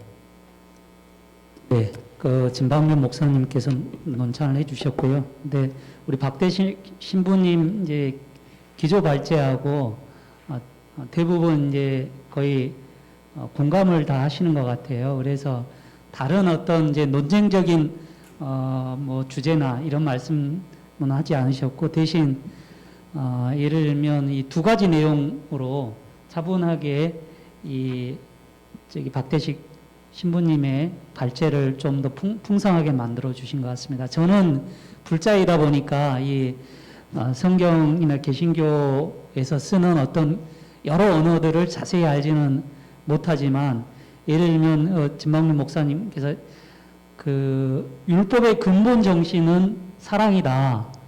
하나님과 인간을 있는 그대로 제대로 사랑하느니 사랑이 기본 정신인데 율법이 하나님과 인간을 더욱더 사랑하게 하기보다는 사랑을 어떨 때는 가로막는 그런 도구가 된 측면이 있다. 예수께서 오신 까닭이 이 본래 정신을 회복하기 위해서 여기서 말하는 이 본래 정신은 사랑이겠죠. 근데 불교에서도 사실은 참 성품, 본래 면목 이런 얘기를 많이 하거든요. 이런 데서 서로 통하구나 이런 느낌을 많이 받았습니다.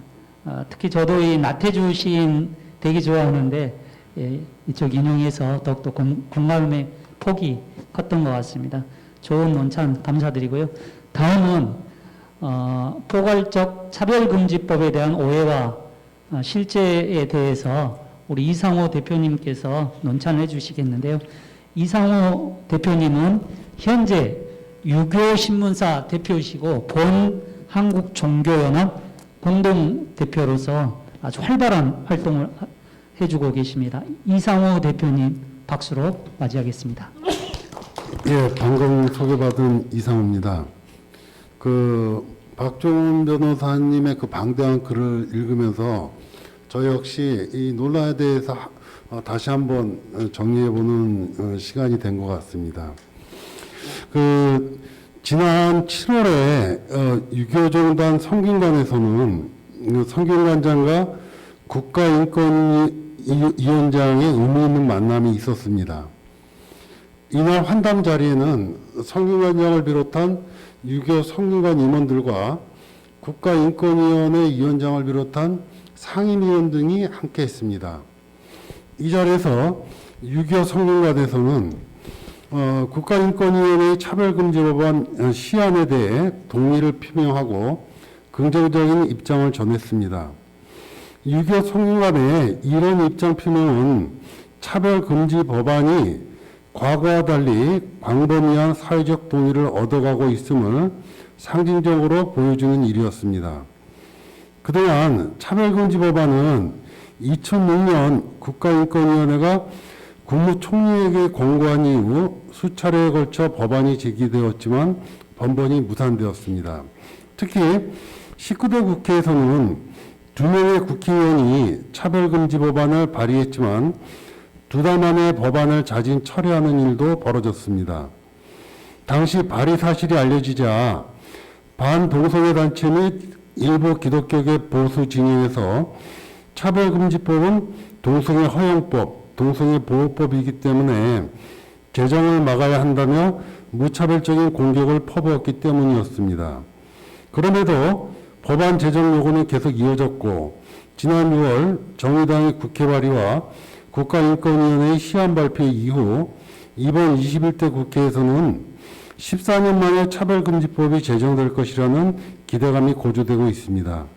반면에 차별금지법에 대한 동성애 단체 및 기독교계 보수 진영의 주장도 여전하고 제정 가능성이 커짐에 따라 그 반발도 더욱 격렬해지고 있습니다. 게다가 과거와 달리 종교인뿐만 아니라 학자나 법률 전문가들까지 가세해 이른바 가짜뉴스까지 양산하고 있습니다. 하지만 차별금지법은 더 이상 거스를 수 없는 시대적 요구라는 점에서 법 제정이 더 이상 미뤄지는 힘들 것으로 보입니다. 비록 그러하더라도 법 제정까지 법안에 대한 문제 제기와 수정 보완은 계속되지 않을 수 없는 일이고, 그런 점에서 대한입법론자로 자처하며 포괄적 차별금지법에 대한 오해와 실제를 발표해 주신 박정훈 변호사님의 고견은 더욱 의미가 크다고 할 것입니다.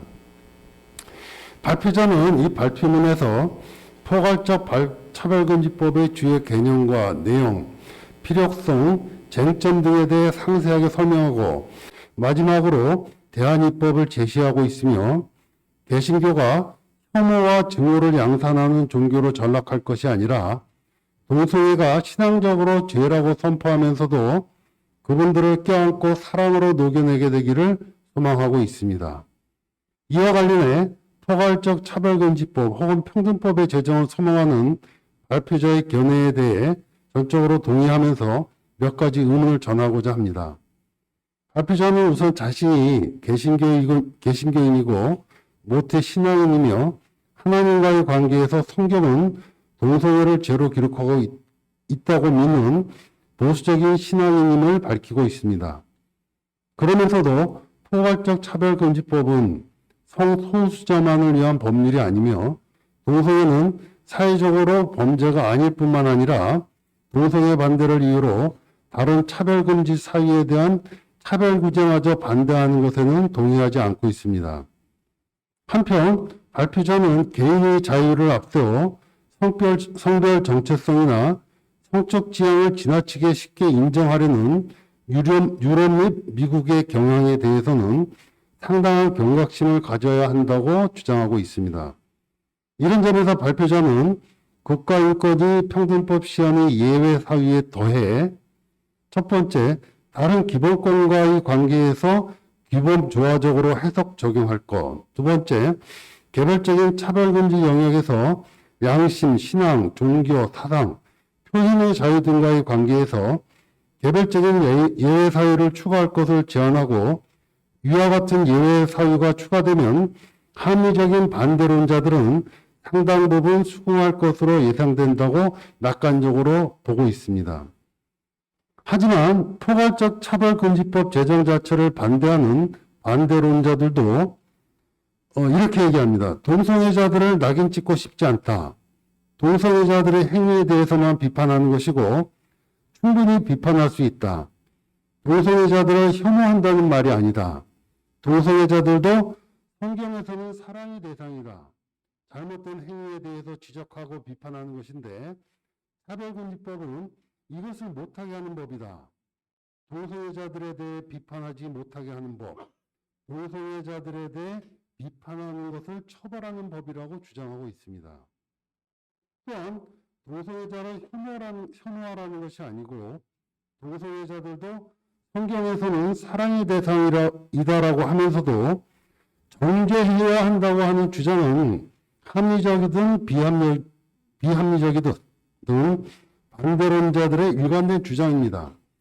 이는 동성애에 대한 입장이 어떠하든 동성애란 이미 실제하는 것이고 인권의 측면에서 봐야 한다. 인권은 누구에게도 부정될 수 없는 것이기에 차별을 해서는 안 된다고 하는 종교계의 일반적 견해와는 차이가 있습니다. 이런 일반적 견해에서는 정죄해야 한다는 주장까지 나가지는 않습니다. 이런 점에서 발표자가 신앙적으로 죄라고 하는 것이 차별금지법을 반대하는 기독교계 보수 진영에서 주장하는 두 가지 이유, 즉 동성애가 사회적 해악을 끼치고 있고 동성애는 기독교적 입장에서 죄악이기 때문에 이를 치료해야 한다는 주장과 무엇이 다른지 좀 더 설명이 필요해 보입니다. 예외 사유를 추가하더라도 포괄적 차별금지법 제정 자체를 반대하는 기독교계 보수 진영의 입장이 과연 바뀔 수 있을지 의문을 가질 수밖에 없습니다. 제가 이제 결론적으로는 굳이 왜 예외 조항을 두어서 대안 입법을 제시할 필요가 있는가? 그럴 필요가 없다라는 생각에서 이런 말씀을 드리는 겁니다. 이상 논찬을 마치겠습니다. 감사합니다. 네, 이상호 대표께서 논찬의 말씀을 해주셨고요. 대안 입법을 이제 주장하시면서 이제 포괄적 차별금지법에 찬성하시는 우리 박종원 변호사님의 이 발제에 대해서 대부분은 공감하지만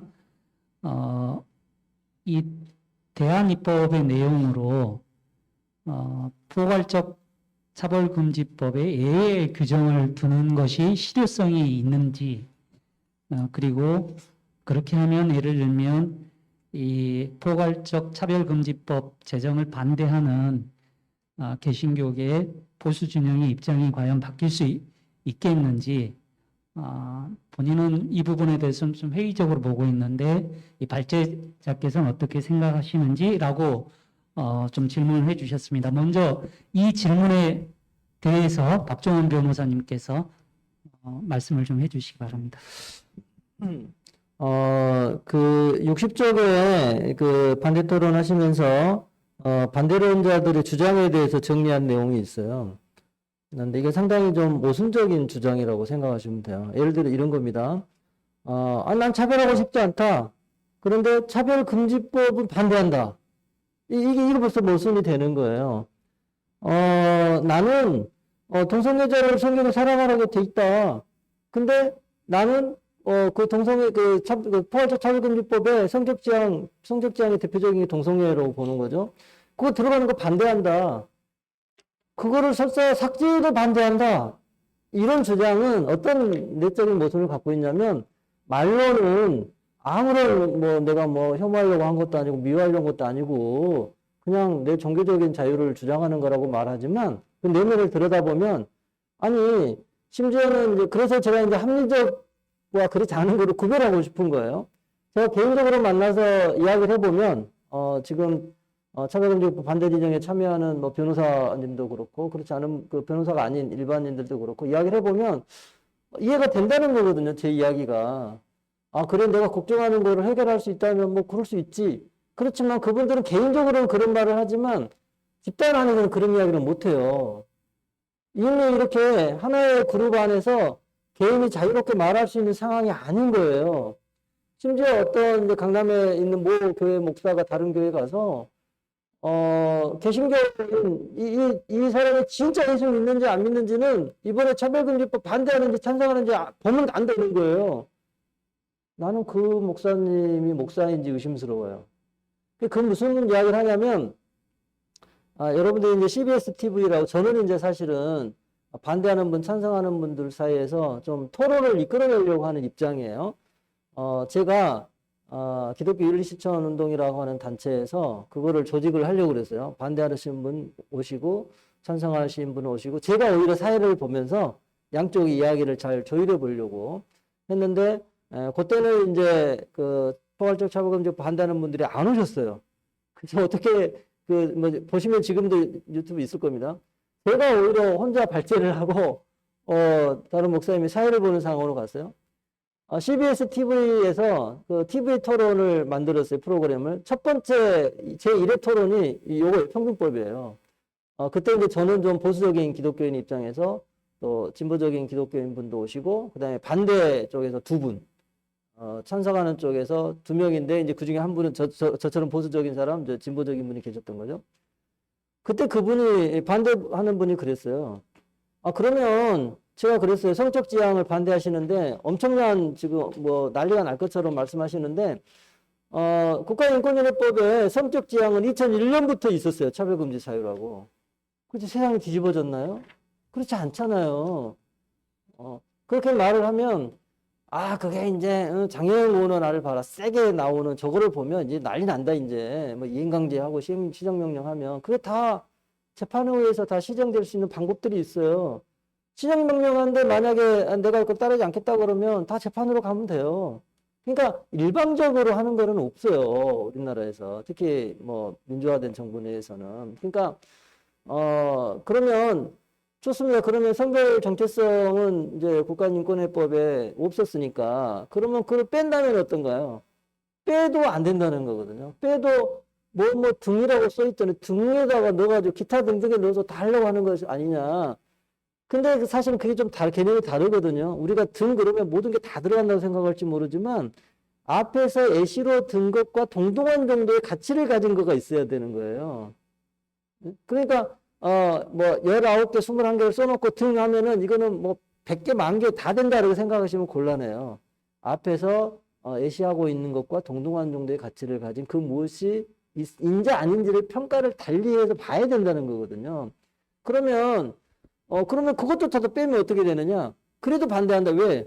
포괄적 차별금지법을 만들면 어떻게든 동성애 정당화시키고 그리고 이런 그 지금 동성애 반대하는 사람, 동성애를 죄라고 하는 사람을 핍박하려는 거 아니냐. 그러니까 이제 그런 흐름들을 쭉 제가 지켜보잖아요. 뭐 토론도 해보고 심지어는 제가 서울지방 변호사의 평등법, 그러니까 제 생각에는 뭐 국가인권위에도 할 수 있고 뭐 국회에도 할 수 있지만 법률가 입장에서 다른 나라 법제나 여러 가지 상황을 보면서 좀 올바른 평등법을 제정해 보자는 입장에서 평등법 제정 TF를 만들어 제가 그 위원장으로 했어요. 근데 저는 다른 법률가 토론회와 달리 그 일방적으로 찬성하는 쪽만 또 반대하는 쪽만 따로따로 하는 게 아니라 제가 토론회를 이제 주관하면서 기획하면서 반대하는 분들도 불렀어요. 불러서 이야기를 들어봤어요. 근데 이제 주로 그런 거예요, 이야기들이. 그래서 제 고민은 저는 이제 아까 질문하신 것 중에 차별금지 사유를 예외 사유를 잘 고민해서 집어넣으면 많은 사람들이 그러면 찬성할게 이렇게 돌아올 거라고 생각하지 않아요. 이미 그분들은 토론이나 설득을 통해서 될 수 있는 게 아니에요. 그러니까 종교 영역에 있는 분들이 때로는 상당히 고집이 세시잖아요. 그게 단순한 고집이 아니라 종교적 신념 내지는 신앙화되어 버리는 게 있는데 저도 그런 느낌을 받았어요. 그래서 여기서 중요한 거는 두 가지인데 그렇게 대놓고 반대하는 분들과 그분들이 말이 근데 그게 맞나 이러면서 이제 주저하는 합리적인 분들이 계세요. 겉으로 드러나지 않는 분들이 계세요. 교회에도. 그러면 이 종교적 예의 사회가 두 가지 장면에서 실효성이 있는데 첫째는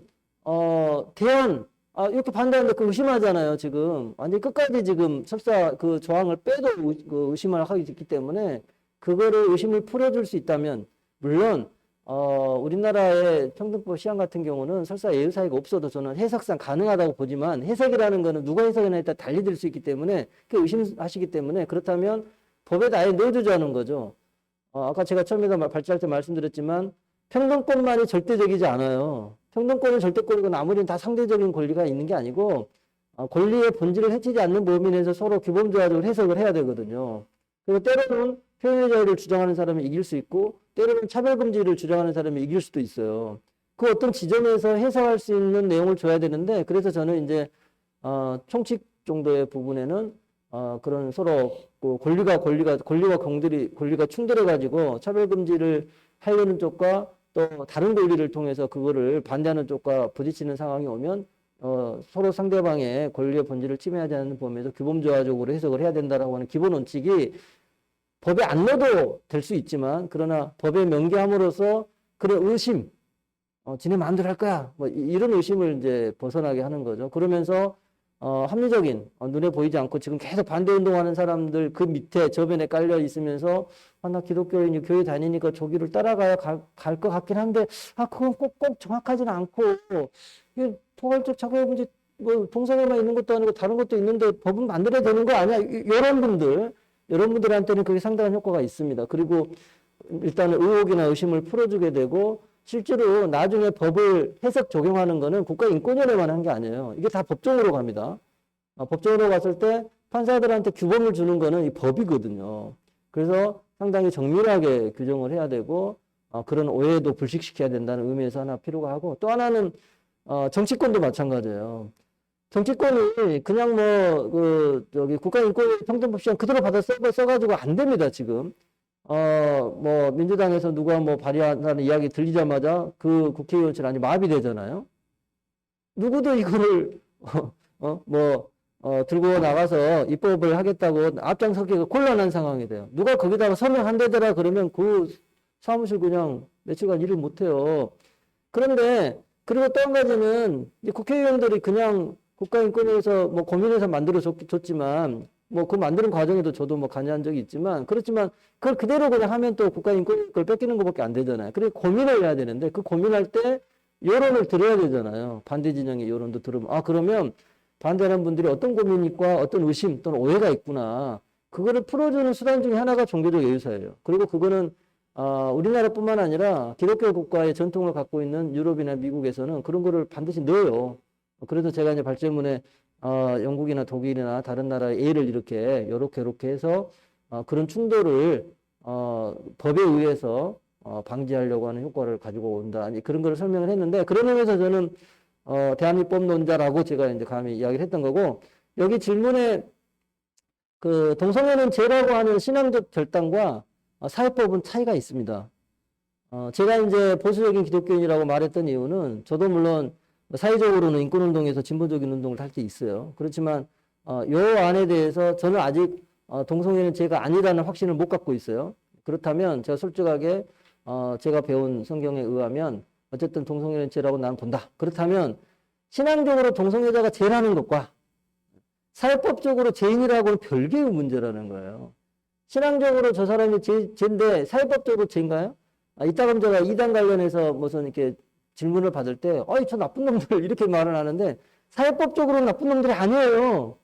그냥 신앙적 이론의 차이가 있을 뿐이죠. 사회법에서 규정하는 거는 그 사람들이 사회법 위반의 행위로 나아갔을 때요. 반사회적 행위로 나아갔을 때 문제가 되는 거예요. 동성애자도 반사회적인 행위로 나아가서 사회법을 위반했을 때 문제가 되는 거지.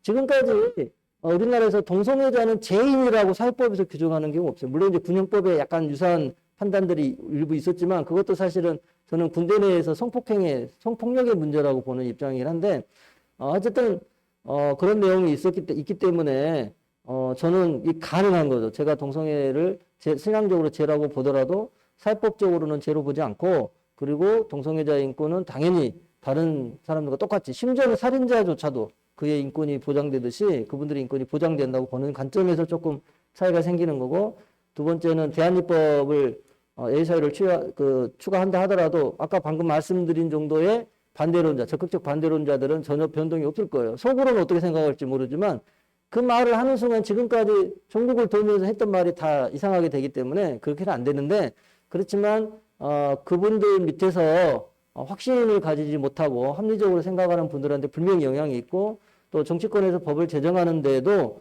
반대하는 분들의 여러 가지 오해나 또 그 잘못된 어떤 생각들이나 또는 때로는 정말로 그럴 우려가 있다면 법에 규정을 해서 신앙의 자유, 종교의 자유와 차별금지가 함께 갈 수 있는 그런 법을 만들면 된다고 저는 생각하기 때문에 그런 점에서 의미가 있다고 봅니다. 대한입법이. 충분한 답변이 됐는지 잘 모르겠습니다. 네네. 이성호 대표님 그 질문에 답이 되셨습니까?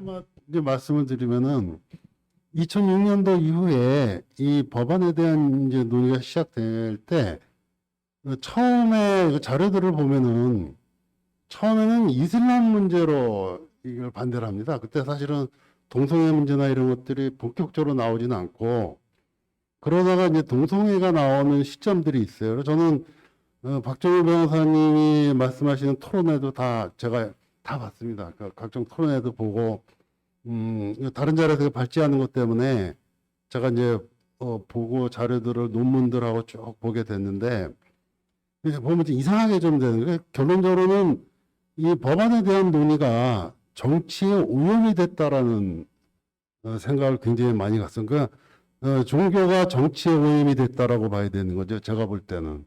그래서 논의가 이렇게 변질이 되지 않았는가라는 생각이 들고 그리고 아까 죄라고 하는 그러니까 저는 정죄, 죄라는 표현이 굉장히 거슬리는 거예요. 종교적인 의미에서 죄라고 하더라도 죄라고 하는 단어의 동일성 때문에, 그러니까 예를 들어서 이런 얘기를 하죠. 그러니까 유명한 법률 전문가가 나와서 이런 얘기를 해요. 동성 결혼을 하는 사람이 교회에 와서 목사에게 주례를 서달라고 하는데 그거를 거부하면 처벌을 받는다라고 주장을 합니다. 가짜 뉴스지요. 물론 그렇게 와서 동성 결혼 원하는 사람이 교회 목사님한테도 와가지고 주례를 서달라고 할 리도 없고, 또 설사 뭐 그걸 거절했다고 해서 처벌을 받을 일도 없는데 법률 전문가가 나와서 이제 그렇게 얘기를 해요. 그러면서 이번에 같은 경우에 이제 이태원에 지난번에 이제 코로나19가 확산되는 그런 계기에서 또 클럽에 관한 문제를 얘기를 하면서 말씀하시는 종교에서 보는 죄라고 하는 관점을 반사회적인 부분들로 끌고 가버린다고요. 그래서 그때 동원되는 단어가 죄지요, 죄. 그래서 저는 정죄라는 표현, 그리고 죄라고 하는 표현, 이런 것들이 반대하는 입장을 얘기하는 것이 아니라 죄라고 하는 것을 끌고 들어가, 죄라고 하는 단어는 반드시 처벌이라고 하는 게 따라가지 않습니까? 그래서 이 종교적 죄라고 하는 개념도 저는 문제가 있다라고 이제 제가 반론을 제기하는 겁니다. 충분히 그래서 제가 발제문 초기에 보면 제가 이제 기독교인이다 보니까 짧게 예, 너무 그 말씀해 냄새가 나는 거에 대해서 양해를 구한다고 했는데 기독교에서 제가 알기로 기독교에서 죄는 하나님과 나의 관계가 깨지는 걸 말하는 거거든요. 사회법에서 뭐 이거는 처벌한다고 하는 그거하고는 완전히 개념이 달라요.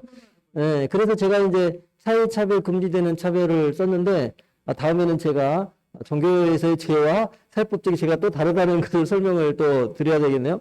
그거 하고 그리고 법률가라 하더라도 자기 전공 영역이 있어요. 모든 걸 다 아는 거 아닙니다. 저도 마찬가지입니다. 저도 뭐 무슨 애국 투자법을 하라고 하면 저 아무것도 몰라요. 마찬가지로 차별에 대해서도 전문화된 사람들이 있어요. 그동안 활동해왔고 충분히 고민해봤고 케이스를 다뤄본 분들이 계세요. 그렇지 않은 분들이 계셔요. 그리고 애국의 사례도 특히나 우리나라 사례도 오해되는 경우가 있지만 애국의 사례는 그냥 소문만 갖고는 안 돼요. 팩트 체크를 해봐야 돼요. 어떤 취지로 그런 게 나왔지. 그러니까 그런 케이스, 유사한 케이스가 없지 않아 있어요. 그렇지만 다 들어가다 보면 그렇지 않아요. 사실이 좀 다르거든요. 그러니까 그런 이야기하면 너무 길어지기 때문에 언제든지 뭐 그런 거에 대해서 의문이 있으시면 저한테 문의하시면 제가 한 3분의 2 이상 대답해 줄 수 있어요. 지금 한 3분의 1을 나머지 작업을 좀 하고 있는데, 왜냐하면 팩트를 우려되는 것과 정말 팩트라면 우려되는 경우가 있거든요. 그렇지만 팩트 자체가 지금 왜곡되는 경우가 대부분이기 때문에 그거는 나중에라도 시간이 되면 바뀔 수 있으면 좋겠습니다. 네. 네, 감사합니다. 그래도 두 분의 이 발제와 논찬을 통해서 어쨌든 대한 입법을 주장하는 이유 부분들이 다시 한번 이제 분명해진 것 같습니다. 그러니까 예를 들면 예외 사유를 추가함으로써 합리적 의심을 하는 분들을 합리적으로 설득할 수 있는 그런 기제가 필요한데 그런 작용을 할 수 있다라는 부분하고 또 영국이나 다른 나라의 사례를 봐서도 총칙 정도의 그런 예외 사례의 규정 이런 부분들을 두는 것은 바람직하지 않느냐라고 대한 입법으로 이 포괄적 차별금지법 제정에 찬성하시는 박종훈 변호사님의 이 말씀 뜻이 조금 더 잘 드러난 부분 같습니다. 논찬해 주신 이상우 대표님께 감사드리고요. 시간이 저희가 5시 반에 맞춰야 되는데 거의 5시 반에 좀 가까워지고 있는 것 같아요. 그래서 우선 박태식 신부님과 우리 진방규 목사님 추가 발언 뭐 하실 부분 있으십니까? 없으면 전체적으로 짤막짤막 마무리 발언을 이렇게 하시고 제가 정리를 하고 이 자리를 마치도록 하겠습니다. 먼저 우리 박태식 신부님. 저는 오히려 제 발표보다 그 변호사님하고 대표님 말씀을 들으면서 굉장히 좀 재미있었습니다. 어떻게 이게 구체적으로 어느 지점에서 부딪히는지. 제가 그냥 마무리 발언 겸해서 한 2, 3분 정도 말씀드린다면요. 이게 사회법이 있고 교회법이 있어요. 이게 중세 때까지만 해도 교회법이 우선이기 때문에 사회법은 말하자면 취급도 안 해주던 그런 시절이 있었는데 지금은 이게 역전되지 않았습니까? 지금 뭘 하더라도 교회가 갖고 있는 원칙이나 교회법을 가지고 사람을 통제하지 못합니다. 지금은 사회법으로 가는 거죠. 그래서 지금 중요한 문제가 제가 보기에는 이렇습니다. 예수님도 마찬가지였지만은 아까 그 목사님께서 질문하신 바대로 왜 율법을 줬느냐 이거잖아요. 그렇죠? 율법을 줬어. 하느님이 율법을 줬어. 구원하기 위해서 줬죠, 당연히. 율법 자체는 소중한 것인데 그것이 인간들에 의해서 운용이 될 때 문제가 생겼다고 보는 거죠. 성서에서는. 그러다 보니까 예수님도 그 법의 정신이 중요하다는 겁니다. 그런데 이제 우리 사는 게 그렇지 않잖아요. 법의 정신이 중요하다라고 하지만 그걸 그대로 실현하기는 힘들어요. 예를 들어서 외국인 노동자들을 사랑합시다 라고 아무리 얘기를 해봐도 외국인 노동자들의 그러니까 노동 3법을 법적을 통해서 해주는 게 훨씬 낫다 이 말이에요. 사랑한다는 사람들을 다 사랑하게 만드는 거는 그건 불가능하잖아요. 근데 오히려 법적으로 해주는 거죠. 그러니까 저는 이게 어느 지점에서는 포괄적으로 사람들의 심성의 동의를 구하는데 그게 제가 보기에는 불가능합니다. 그러니까 결국은 어느 지점에서는 그 차별금지법 같은 거를 만들어야 되죠. 그리고 잘 그걸 고쳐서 사람들로 하여금 가능한 한 많은 사람이 동의를 얻도록 만드는 것이 필요한 겁니다. 왜냐하면 교회법하고 사회법 할 때 사회법이 중요하니까 지금은. 그래서 저는 아까 그 이제 그 변호사님한테도 좀 동감하는 부분이 결국 인간 사회에서는 문자로 만들어 놔야 돼요. 그게 양심에 호소하고 이런 건 안 되는 겁니다. 그래서 저는 그 이제 차별금지법 같은 게 좀 필요하지 않는가. 그것이 물론 이게 그 정신을 사람들이 다 찾아주면 좋지요. 그렇지만은 하여튼 문자를 만들 때 거기에 그 정신이 살아있도록 잘 이렇게 구문을 만들면은 되지 않겠나. 지금은 그런 수밖에 없지 않겠나. 그런 생각이 듭니다. 예. 네. 예, 저는 어쨌든 간 그 차별을 받는다고 느끼는 사람이 있는 한, 그 사회는 차별하는 사회가 아닌가. 그런 면에서 볼 때, 모두가 차별을 느끼지 않고 모두가 그 생명의 존엄함을 지니면서 존중받고 그런 사회를 향해서 한 발짝 한 발짝 나가야 되지 않겠는가. 그동안 문화나 여러 가지 문제로 인해서 차별이 현존하는 그런 세상이 한 발짝 한 발짝 변화돼 나가야 되지 않겠는가. 제가 재미난 건 그 인도 같은 경우와 이제 태국을 갔을 때 왕 제도에 대해서 좀 그 신앙적으로 좀 여러 가지 이야기를 했었어요. 그러니까 태국 기독교에서는 왕 제도를 그 비판하고 이런 것 자체가 금기시돼 있더라고. 그 문화적으로. 그래 거기 있는 목사님들이 그런 말 절대 하지 말라고 그랬던 적이 있는데 하여간 각 나라 사회와 문화와 여러 가지 그 역사에 따라서 전통에 따라서 여러 가지 차이들이 있겠지만 본래는 하여간 그 생명을 지닌 귀중한 존재임을 모두가 인정하고 존중하고 차별을 하나하나 거두어 나가는 그런 사회를 향해서 끊임없이 나가야 되지 않겠는가 그런 생각이 듭니다. 네. 이번에는 발제를 해주신 박종원 변호사님 마무리 말씀 부탁드리겠습니다. 예, 제가 요즘에 고민하는 건 특히 2020년에 고민하는 거는 종교가 사회와 어떻게 대화를 할 것인가에 대한 소통에 대한 고민을 하게 됐어요. 그러니까 저는 이제 사회 내에서도 뭐 인권 또는 어떤 그 경제적인 상황 모든 거를 할 때도 이게 대화가 잘 안 되잖아요. 대화가 잘 안 된다는 거는 결국은 자기 것만을 고집하기 때문이거든요. 남의 거를 들으려고 하지도 않고 남의 것에 좋은 거가 있어도 인정 안 하려고 하는 그런 경향이 있는 거죠.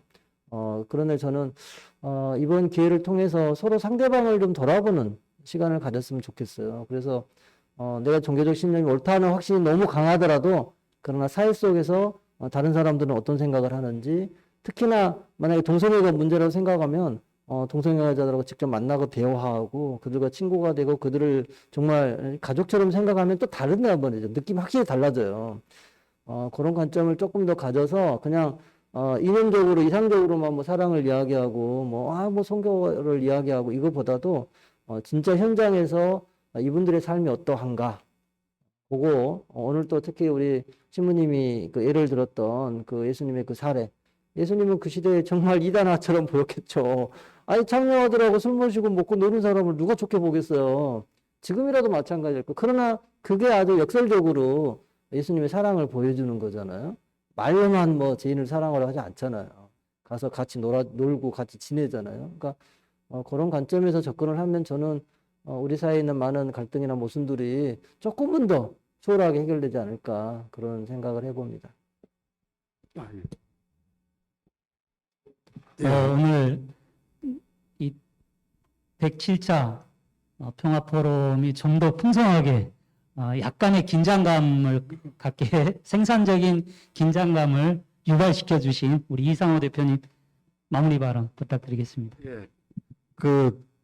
근데 오늘 보면은 그 박 신부님이 얘기하실 때 그 죄인이라고 하는 것은 사회적 약자라고 얘기를 하셨고, 또 박 변호사님은 하나님과의 관계가 깨지는 것, 이렇게 이제 좀 다른 얘기가 나오거든요. 그러니까 이런 부분들을 오늘 앞으로 이제 뭐 어쨌든 저희 일관된 입장이지만 그 일반 언어로서의 와 괴리가 좀 구분이 돼야 되지 않겠나, 그런 점들에서 제 의견을 말씀드리고 끝내도록 하지요, 저는.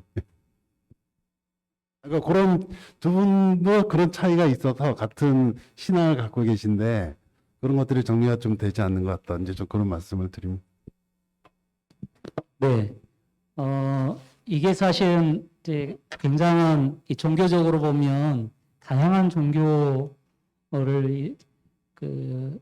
수행하시는 분들께서 모인 자리지 않습니까? 그러다 보니까 서로의 신앙관도 좀 차이들이 있을 겁니다. 그럼에도 불구하고 오늘 토론을 통해 도달한 어떤 지점이 있는 것 같아요. 첫 번째는 헌법 11조 1항에 나와 있듯이 성별이나 기타 직업, 종교, 사상 이런 차이로 인해서 차별하거나 그래서는 안 된다라는 이 헌법 정신에 대해서 오늘 발제와 토론에 참여하신 분들께서 다 공감하는 부분들이 좀 드러났고요.